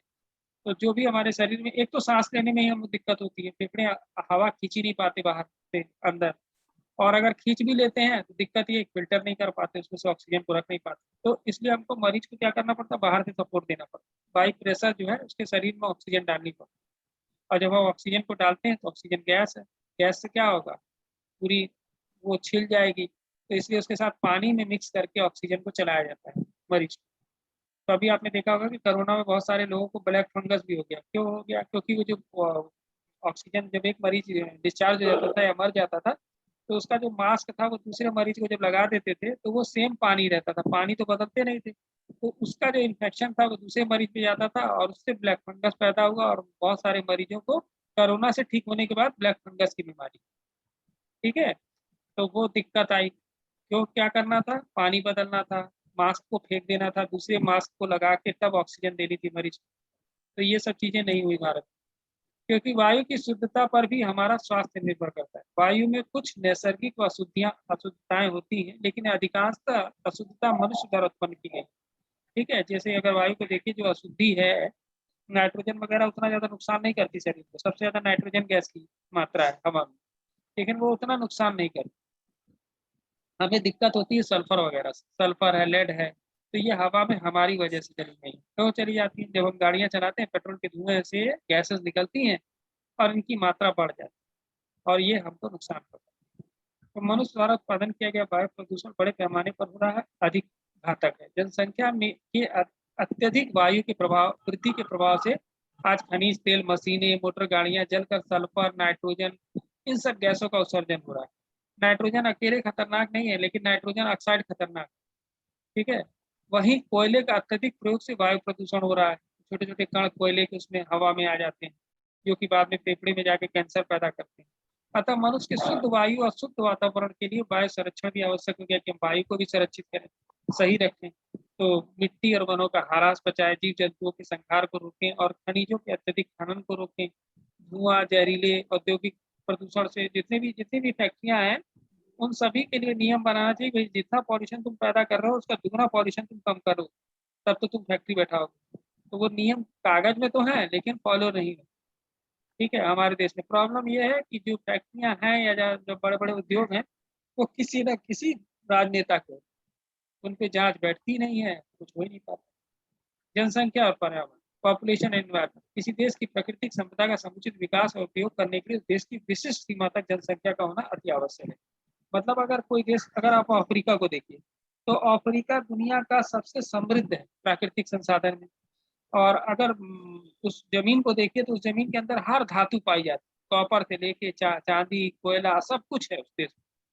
प्रॉब्लम क्या है? वहाँ पे जनसंख्या नहीं, उतना ज्यादा मात्रा में निकाल नहीं सकते। यही वजह थी कि ब्रिटेन के लोग वहां जाके बसे, और उन लोगों ने उन लोगों का खूब शोषण अफ्रीका से। और आज भी वो देश आजाद तो हो गया अफ्रीका में, आज भी अगर अफ्रीका के इतिहास को आप ध्यान से देखिए या अफ्रीका के बारे में पढ़ना शुरू करिए, तो आप परेशान हो जाएंगे। तो जो देश स्वतंत्र हुए, उनमें आज भी ब्रिटिश कानून चलते, बहुत हद तक वो लोग ब्रिटिश कानून चलाते। यहाँ तक कि उन्होंने आज़ादी इस शर्त पे दी कि जितनी दूर हमारी फैक्ट्री है या जितनी दूर हमारा मतलब नागरिक रहेगा अफ्रीका में, उतनी दूर आपके देश का कानून नहीं लगेगा, हमारे देश का कानून लगेगा। तो इस शर्तों पे उन्होंने, ब्रिटेन ने अफ्रीका को आजाद किया, साउथ अफ्रीका को। तो देखने में तो अच्छा लगता है, हमको सुनने में अच्छा लगता है साउथ अफ्रीका आजाद हो, लेकिन वास्तविकता क्या है? उन देशों को, अफ्रीका के देशों को ब्रिटेन ने आजाद जरूर किया, लेकिन अपनी शर्तों के साथ। वो आज भी उसको लूट रहे हैं। क्यों? क्योंकि भाई उनकी जमीन में फैक्ट्री है, अगर वो जमीन में से कुछ निकाल रहे हैं उनकी, तो सरकार को उतना ही बताते हैं। अगर मान लीजिए 10 किलो उनकी जमीन में से खोद के उन्होंने कॉपर निकाली, तो वो सरकार को 2 किलो का टैक्स देते, 8 किलो जो है सीधे सीधे पार कर देते हैं अफ्रीका से। तो इस तरीके से अफ्रीका को लूटा जा रहा है। तो जनसंख्या अगर उचित है, थोड़ी संख्या में है, और वो जो है वो कर रही है, उसके लिए प्राकृतिक संसाधन पर्याप्त मात्रा में, तो बहुत ही अच्छी। जैसे अफ्रीका की जनता, अफ्रीका में जनसंख्या कम है, प्राकृतिक संसाधन ज्यादा है, लेकिन फिर भी वो लोग मर रहे हैं, है ना। आज उनके देश में कोरोना का टीका लगवाने के लिए कोई तैयार नहीं। वर्ल्ड बैंक जो है, जो वर्ल्ड हेल्थ ऑर्गेनाइजेशन है, वो उनके लिए अमीर देशों से टीके उधार ले लेके प्रबंध कर करके अफ्रीका में टीका लगाने का, टीकाकरण कार्यक्रम चला रहा है। यही वजह है कि पूरी तरह से कोरोना को हटाने में हमें 5 साल लग जाएंगे, क्योंकि जब वो सभी देशों में हर एक नागरिक को टीकाकरण हो जाएगा, तभी हम इस बीमारी से बच सकते हैं। उसका नया वेरिएंट नहीं बनेगा और पूरी तरह से दुनिया मुक्त हो जाएगी कोरोना। लेकिन एक साथ एक समय पे टीकाकरण करा पाना संभव नहीं, क्योंकि अमीर देश उन गरीब देशों का, जहाँ पे लोगों को खाने के लिए नहीं, पीने के लिए नहीं है, उनको टीका लगवाने को तैयार नहीं। तो ये दिक्कत है। किसी भी क्षेत्र का विकास वहाँ के मानव संसाधन पर डिपेंड करता है। मनुष्य द्वारा ही प्राकृतिक संसाधनों का सर्वोत्तम उपयोग किया जा सकता है। जनसंख्या वृद्धि किसी देश के लिए लाभदायक होती है और किसी के लिए हानिकारक। जैसे हमने बताया ना, अगर जनसंख्या की वृद्धि अफ्रीका में हो जाए तो कोई बहुत ज्यादा घाटा नहीं होगा, लेकिन फिर भी है घाटा, इसलिए है क्योंकि उनके यहाँ संसाधनों का विदोहन भी नहीं हो रहा। मतलब जो संसाधन है प्राकृतिक रूप से उन्हें प्राप्त है, वो उसको निकाल भी नहीं पाते, यूज भी नहीं कर पाते, इसलिए वहाँ जनसंख्या वृद्धि खतरनाक है। लेकिन लैंड एरिया के हिसाब से देखिएगा, तो उनके पास जितनी जमीन है, वहाँ अगर जनसंख्या 2, 4, 10, 15 करोड़ 20 करोड़ बढ़ भी जाए, तो उस देश को कोई फर्क नहीं। यह उस देश के प्राकृतिक साधनों की उपलब्धता पर भी निर्भर करता है। अब जनसंख्या वृद्धि अधिक होने के कारण जंगल, वनों, पेड़ पौधे, चारे, मकान इत्यादि की वजह से जंगल काटे जा रहे हैं। जहाँ जनसंख्या वृद्धि के दबाव के कारण घास तक छीन जाती है। आप अपने ही गांव में देखिए, शहर में देख लीजिए, जिस रास्ते को हम लोग बहुत ज्यादा इस्तेमाल करते हैं, अगर वो कच्चा रास्ता है तो वहां पे घास जमती ही नहीं कई साल। देखे ना, इस चीज को अनुभव किए होंगे कि जिस रास्तों हाँ को, हाँ, जिन पगडंडियों को हम गांव में इस्तेमाल करते हैं, वहां पे घास उगने से मना कर देती है। और तो और कुछ साल बाद अगर आप वहाँ कुदाल मारिए तो कुदाल आपको छोटा सा गड्ढा खोदने में हालत खराब हो जाएगी। अगर मट्टी की ही सड़क है और उस पर बहुत सारे लोग चलते रहे 2-4 साल 10 साल, और बाद में आप कुदाल लेके वहाँ खोदने की कोशिश करिए तो आपके हाथ में छाले पड़ जाएंगे, जल्दी जमीन खुदेगी नहीं। और अगर कुछ दिन छोड़ दीजिएगा तो जमीन जब खनेंगे तो लगेगा जैसे पत्थर के टुकड़े निकल रहे हैं, मट्टी नहीं निकल रही, पत्थर के टुकड़े। दबाव के कारण धीरे धीरे मट्टी इतनी पथरीली हो जाएगी कि वो किसी काम की नहीं। तो खेती और कृषि की भूमि पर दबाव बढ़ने से उसका उपजाऊपन तो नष्ट हो ही जाता है। कृषि और भूमि धीरे धीरे बंजर हो जाती है, रेगिस्तानी बन जाती है। बढ़ती हुई जनसंख्या के लिए अधिक अन्न उत्पादन के लिए आप रासायनिक खाद का यूज करेंगे, कीटनाशक दवाओं का यूज करेंगे, जो आजकल हो ही रहा है। आजकल हम अपनी जनसंख्या का पेट भरने के लिए क्या करते हैं, अधिक से अधिक अनाज पैदा करने के लिए रासायनिक खाद, कीटनाशक दवाओं का पैदा कर रहे हैं, यूज कर रहे हैं अधिक से अधिक। उसका नतीजा क्या होता है कि जमीन धीरे धीरे बंजर की तरफ बढ़ रही है। और ये कीटनाशक दवाएं, रासायनिक खाद, ये सब धीरे धीरे हमारे पेट में जा रही है अनाज के साथ साथ। तो ये हमको कैंसर देती है, बाद में तमाम तरह की बीमारियां देती है। तो इन सब का नतीजा है। तो जनसंख्या वृद्धि पर्यावरण को किस हद तक प्रभावित करेगी, यह जनसंख्या के आकार और भूमि की उपलब्धता पर निर्भर करता है। ठीक है। अब अगर आप दिल्ली के लोगों की एवरेज लाइफ को काउंट करिए तो आपको वहाँ 65 साल 60 साल से ज्यादा नहीं मिलेगी। और गोरखपुर के लोगों की एवरेज लाइफ को काउंट करिएगा तो 65 से 70 साल के बीच। तो उसका कारण क्या है, यहाँ पे अभी पर्यावरण पॉल्यूशन कम है, इसलिए यहाँ पे लोगों की एवरेज लाइफ जो है ज्यादा है। और वही दिल्ली में पॉल्यूशन इतना ज्यादा है कि लाइफ कम है। जनसंख्या वृद्धि का पर्यावरण पर प्रभाव क्या है? पर्यावरण से घनिष्ठ संबंध होता है जनसंख्या का। पूरे विश्व में प्राकृतिक संसाधन कम होते जा रहे हैं, इनकी खपत जनसंख्या वृद्धि के साथ बढ़ती जा रही है। आज आपने देखा ना, इसको अभी हीरो मारा था, क्या नाम था उसका, सुशांत सिंह राजपूत, नाम सुना आपने? Hello, yes sir. यस उसके बारे में एक चीज जानते हैं आप लोग? हाँ, एक चीज जानते हैं, उसने चांद पे जमीन खरीदी, मालूम आपको? हाँ सर, वायरल हुआ था। आविष्कार हो गया था तो न्यूज में दे रहा था। हाँ, तो आप सोचिए कि भारत ही नहीं, भारत तो बहुत पीछे वाला देश है। अमेरिका जैसे कई देशों में लोगों ने फ्लैट तक बुक करा रखे चांद। ठीक है, कि कभी चांद पे जो है, जो कंपनी ने, इसका पैसा सरकार ली होगी ना, किसका? चांद नहीं पे जो जमीन नहीं है नहीं तो नहीं नहीं, हम बता रहे हैं। आप अमेजन से सामान मंगाते हैं ना, अमेजन एक कंपनी नहीं है जिसपे हम लोग ऑनलाइन सामान मंगाते हैं? Yes sir. उसका जो मालिक है, उसका जो मालिक है वो वर्ल्ड का सबसे अमीर व्यक्ति था। अभी नहीं है, अभी तो कोरोना की जो वैक्सीन बना रही है वो कंपनियां आगे चली गई, लेकिन अभी से 7-8 महीने पहले वही सबसे अमीर आदमी था दुनिया का। तो वही व्यक्ति स्पेस पर बहुत ज्यादा रिसर्च कर रहा है। अमेरिका में क्या है कि कोई भी व्यक्ति रिसर्च का काम कर सकता है, सरकार उसको परमिशन दे देती है, बस देश से गद्दारी ना करे। तो वो अमेरिकन नागरिक है और उसने स्पेस पर रिसर्च करने के लिए बहुत सारे स्पेस क्राफ्ट और ये सब बना रहा है, सरकार से पैरेलल। सरकार अलग कर रही खोज, वो अलग खोज कर रहा है। तो उसी ने इस चंद्रमा पे जमीन और प्लाटिंग करने और उस पर जीवन बसाने के बारे में सोचा था, उसी के थ्रू इसने जमीन बुक की। ठीक है, किसके थ्रू? अमेजन के मालिक के।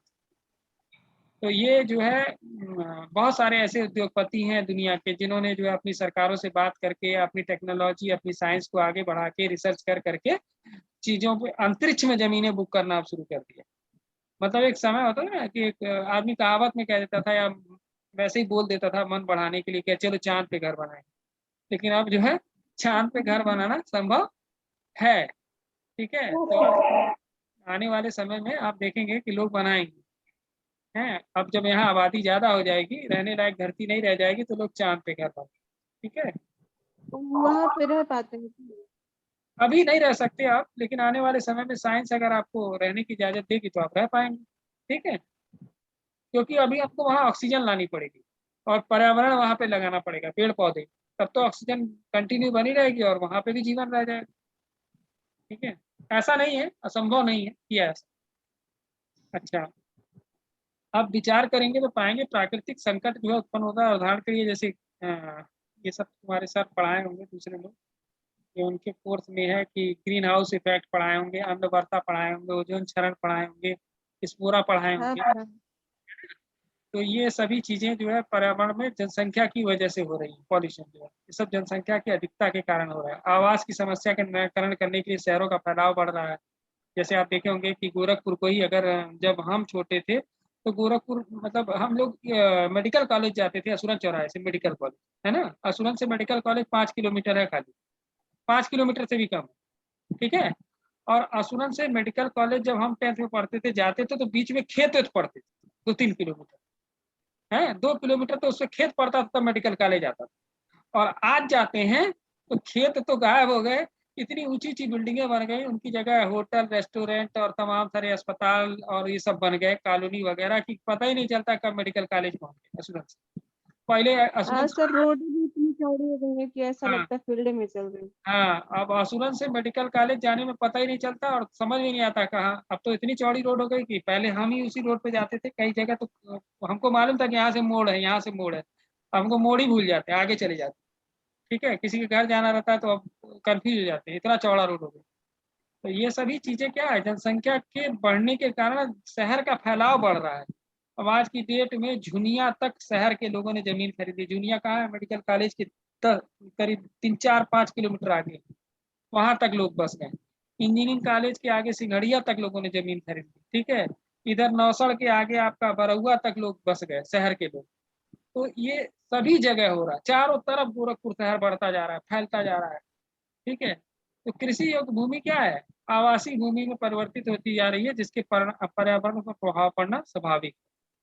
अब धनंजय चोपड़ा निदेशक हैं समाज सेवा सदन इलाहाबाद के, उनके अनुसार जनसंख्या वृद्धि क्या करती है, पर्यावरण को 3 प्रमुख कारणों से प्रभावित करती है। उद्योगों की बढ़ती हुई संख्या, ठीक है, क्योंकि लोगों को रोजगार भी तो चाहिए, पैसा नहीं आएगा तो कहाँ से कोई खर्च करेगा। जैसे कहते हैं ना, मोदी जी ने कहा था स्वरोजगार लगाइए, आपदा में अवसर तलाशिए। तो ऐसा नहीं है, ये संभव नहीं है। अर्थव्यवस्था को कहीं ना कहीं सरकार को बैकअप देना होगा, तब अर्थव्यवस्था चल पाएगी। अर्थव्यवस्था ऐसे नहीं चलेगी जैसे सरकार कह दे रही है कि आप जाइए कुछ करिए, पढ़े लिखे तो हैं ही, अपने से करिए, क्या जरूरत है, रोजगार गवर्नमेंट से मांग रहे हैं। तो ऐसा नहीं है, आप सबको कह दीजिए सब लोग स्वरोजगार कर लेंगे, सब लोग दुकान खोल लेंगे, लेकिन दुकान पे से सामान खरीदने वाला भी तो चाहिए। अगर खरीदने वाले के पास आय नहीं है तो आपकी कोई दुकान नहीं चलेगी। सभी लोग दुकान खोल लें तो कोई खरीदार भी तो चाहिए, और खरीदार के लिए क्या चाहिए, उसके पास पैसा चाहिए। पैसा ही तो नहीं है लोगों के पास। दिक्कत ये है, मार्केट इसलिए नहीं चल रहा। तो उद्योगों की संख्या तो बढ़ रही धीरे धीरे, कोयला ईंधन पेट्रोलियम उद्योगों की संख्या में निरंतर वृद्धि होती जा रही है। 4.5 टन जीवाश्म ईंधन की खपत हो रही है। 4.5 टन जीवाश्म ईंधन कौन सा है, यही पेट्रोल डीजल कोयला, ये जीवाश्म ईंधन, क्योंकि ये किसी न किसी समय जमीन में दबे हुए जीवाश्म की वजह से कन्वर्ट हुआ है, ठीक है। तो इसको जीवाश्म ईंधन बोलते हैं, पेट्रोल डीजल कच्चा तेल और ये आपका कोयला वगैरह। तो इससे कम हो रहा है। इससे क्या क्या पर्यावरण को मिल रहा है, क्लोरोफ्लोरोकार्बन मिल रही है, हानिकारक गैस मिल रही है, इनकी वजह से पॉल्यूशन हो रहा है। अल्ट्रावायलेट रेज जो है सीधे सीधे पृथ्वी पे आ रही है, ओजोन लेयर में छेद हो रहा है, अम्ल वर्षा हो रही है, ग्रीन हाउस इफेक्ट पैदा हो रहा है। तो इस तरीके से पर्यावरण पूरी तरह से जनसंख्या की वृद्धि के कारण प्रभावित हो रहा है। वनों की अत्यधिक हानि जनसंख्या वृद्धि का एक और प्रत्यक्ष परिणाम है। जनसंख्या जब बढ़ती जाती है तो लोग पेड़ों को काटते जाते हैं, जंगल छोटे होते जाते हैं, तो प्रकाश संश्लेषण ये सब नहीं हो पाता, और पौधे ना होने की वजह से ऑक्सीजन भी आपकी शुद्ध नहीं हो पाती, ठीक है। वाहनों का बढ़ता हुआ प्रयोग, अगर आप ये देखिए तो इधर के कुछ दिनों में हमने एक अंतर देखा कि जब हम हाई स्कूल में थे तो हमारे पूरी पूरी कॉलोनी में रेलवे की किसी के घर स्कूटर बड़ी मुश्किल से होता है। स्कूटर, एक स्कूटर किसी के घर बड़ी मुश्किल से होता है, ठीक है। और आज शायद कोई घर ऐसा नहीं है जिसके घर में 2-2 3-3 स्कूटर ना, स्कूटी ना, मोटरसाइकिल ना, ठीक है। तो हम लोगों के समय में किसी के घर स्कूटर आया था तो बहुत बड़ी चीज आ गई, ठीक है। और आज है, आज बच्चों के पास स्कूटी है। हाई स्कूल पास नहीं हुआ बच्चा पहली डिमांड करता है अपने मदर फादर से कि हमको स्कूटी चाहिए हाई स्कूल पास हो, और दिलवाई जाती है उसको, और चलाता है, पढ़ता है। वो शौक क्या कर रहा है, धीरे धीरे पॉल्यूशन को पैदा कर रहा है। अगर वही बच्चे फिजिकली भी अनफिट हो रहे हैं, वो बच्चे धीरे कम उम्र में बहुत मोटे हो जाते हैं। अब इंटर के बच्चे आपको खूब हैवी मिलेंगे, क्यों, साइकिलिंग करते नहीं, पैदल चलना नहीं चाहते, सब्जी भी लेने जाना है गली के मोड़ पे तो स्कूटी चाहिए। तो उस सब का नतीजा क्या हो गया, हैवी वेट हो रहा है, बीमारियों के शिकार हो रहे हैं, खुद भी बीमारी का शिकार हो रहे हैं और पर्यावरण को भी खराब कर रहे हैं पॉल्यूशन की वजह से। ठीक है, साइकिलिंग कोई करता नहीं। हम आज भी 10 किलोमीटर 15 किलोमीटर साइकिलिंग कर लेते। ठीक है, बड़ा मजा आता है साइकिलिंग करने। गाड़ी चलाने में कहाँ जाते हैं? वो अपने ही शहर में चला लेते हैं, कोई बहुत बड़ी चीज थोड़ा है। गोरखपुर शहर में अगर आप एक चक्कर लगा के आए तो 20 किलोमीटर साइकिल चल जाएगी। अगर यहाँ से आप गोलघर, अपने घर से हम गोलघर चले जाए तो 10 किलोमीटर साइकिल चल जाएगी। 5 किलोमीटर गोलघर जाएंगे, 5 किलोमीटर आएंगे, तो उतना तो हम चला ही लेते एकदम हैं। सुबह सुबह, हाँ एकदम सुबह सुबह। हाँ, सुबह नहीं, हमको कोई शर्म नहीं है साइकिल चलाने में। हम तो रात में भी, दोपहर में भी, किसी भी समय साइकिल जब निकाल लें। गाड़ी नहीं निकालते जल्दी घर में से, साइकिल निकालेंगे आराम से चल जाएंगे। कोई भी सामान वामान लेना है, कुछ भी साइकिलिंग करेंगे खूब, दूर दूर तक चले जाते साइकिल से। हम तो कॉलेज चले जाते साइकिल करते हुए। अपने कॉलेज केवला सुंदर 10-12 किलोमीटर दूर है वो हमारे घर से, 12 किलोमीटर आराम साइकिलिंग करते हुए चले जाते। सब लोग देखते थे, अरे सर साइकिल से आए। तो ये कोई दिक्कत की बात नहीं है, साइकिल चलाने में कोई शर्म नहीं। परिणाम स्वरूप उसका दो फायदा हो रहा था, एक तो पर्यावरण को फायदा, दूसरा हमारा पैसा भी बच रहा था तेल का, पॉल्यूशन भी नहीं हो रहा था, शारीरिक रूप से फिट थे, हम मोटे नहीं हो पाते। तो इन सब चीजों का ध्यान रखना, इन सब वजहों से साइकिल करना जरूरी। ठीक है, हमारे फादर 60 साल की 70 साल की उम्र तक साइकिल चलाते। ठीक है, आराम से। इसके बदलने अच्छा भी हाँ, हमारे फादर बहुत, उनका तो एक कूल्हा जो है मतलब एक्सीडेंट में टूट गया, उसके बाद वो 2-3 महीने बेड पे रहे, उसके बाद ठीक हुए फिर साइकिल चलाने लगे। वो साइकिलिंग छोड़े ही नहीं। इसके बदले वो स्वचालित वाहन जीवधारियों, वायुमंडल में छोड़ा गया जहरीला धुआं प्रदान कर रहे हैं। तो हम अगर वाहनों को कम करें और पब्लिक ट्रांसपोर्ट को ज्यादा अपनाएं। लेकिन बड़े शहरों में देखिए आदमी मजबूरी में पब्लिक ट्रांसपोर्ट अपनाता है। छोटे शहरों में तो वो लोग खरीद ले रहे हैं ना, जमीनें बहुत ज्यादा हैं, लोगों के घर बड़े हुए हैं, 2-2 3-3 गाड़ी रखने की जगह है। अब दिल्ली में आप मकान खरीदिए, अगर 2-2 3-3 गाड़ी रखने की जगह वाला मकान बनाएंगे तो आपको करोड़ों रुपया लग जाएगा। करोड़ों रुपए का मकान मिलेगा, 3 करोड़ 2 करोड़ का मकान मिलेगा जिसमें आप एक कार रख पाएंगे। ठीक है, तो वहां पे लोग पब्लिक ट्रांसपोर्ट का यूज करते हैं। और फिर वहाँ चीजें महंगी भी हैं हर चीज, तो वहाँ लोग पब्लिक ट्रांसपोर्ट की तरफ भाग रहे हैं धीरे धीरे, क्योंकि पब्लिक ट्रांसपोर्ट जल्दी पहुंचा देता है। आप अगर दिल्ली में अपनी कार से जाओ कहीं, तो आपको अगर 1 घंटा लगेगा, और आप मेट्रो से जाओगे तो 15 मिनट पहुंच जाओगे। अमिताभ बच्चन ने खुद कहा था, बॉम्बे में एक बार मेट्रो यूज किया था उसने, मेट्रो को धन्यवाद भी लिखा था कि बॉम्बे में उसके दोस्त को हार्ट अटैक आया, अगर वो कार से उसको अस्पताल तक ले जाते तो मर जाता, उसको मेट्रो में ला दे, अस्पताल तक ले गए, बच गया अगला। तो उसने लिखा कि अगर हम पब्लिक ट्रांसपोर्ट का यूज करें तो वो हमारे लिए बेटर है। भले ही आपके पास बहुत पैसा हो, अगर आप साल महीने में हफ्ते में नियम बना लीजिए कि 2-3 दिन हम अपनी कार नहीं चलाएंगे। ठीक है, या आप दोस्तों में एक्सचेंज करके चलेंगे कि एक दिन तुम अपनी गाड़ी लेके चलो, मैं पीछे बैठ के चलूंगा, और दूसरे दिन 3 दिन अल्टरनेट करके, तो इस तरीके से भी पॉल्यूशन को कम कर सकते हैं और पेट्रोल भी बचाएंगे। तो किसी तरह से क्या होगा, पॉल्यूशन को रोक सकते हैं। हम लोग खुद की जिम्मेदारी है, लेकिन हम लोग उन चीज़ों से क्यों दूसरे की गाड़ी में बैठे, क्यों किसी से कहें हम अपनी गाड़ी से जाएंगे, अपनी मर्जी के मालिक रहेंगे, जब मन करेगा तब आएंगे। तो इन सब चीज़ों में हम कहीं जो है क्या दिखावे में पॉल्यूशन को जन्म दे रहे हैं। वाहनों द्वारा प्रदूषण किए जा रहे हैं, वायुमंडल उपज बड़ी परेशानी को देखते भारत सरकार ने 1988 में एक नया कानून बनाया, मोटर मोटर वाहन एक्ट बनाया, जिसमें प्रदूषण फैलाने वाले मोटर मालिकों को सजा देने का प्रावधान किया गया था। अभी आपने एक सुना होगा कि नया एक आया था 2020 में, सरकार ने ये कहा कि 15 साल के ऊपर के वाहन हैं, चाहे वो निजी हैं, उनको सरकार सड़क पे से हटा देगी, मतलब उनको चलाने लायक नहीं माना जाएगा। यानी आपने अगर मान लीजिए कार खरीदी और 15 साल आपकी कार रह गई, भले ही आपने बहुत कम चलाई, सरकार उसको मान लेगी अनफिट हो गई, उसको सड़क पे आप नहीं चला सकते। तो बाद में उसका बहुत विरोध हुआ, फिर सरकार ने वापस ले लिया कि कॉमर्शियल वाहनों को हटा दिया जाएगा, जो निजी वाहन है उनको सड़क पे चलने दिया जाएगा, लेकिन उनका फिटनेस टेस्ट किया जाएगा कि वो धुआं तो नहीं उगल रहा है। ठीक है, तो ये चीजें आती रहती हैं, कानून बनते रहते हैं। अब अगर सरकार जो है सुविधाएं भी देती जा रही है, मतलब सड़कों को चौड़ा करती जा रही है, 6 लेन 8 लेन, तो जब ये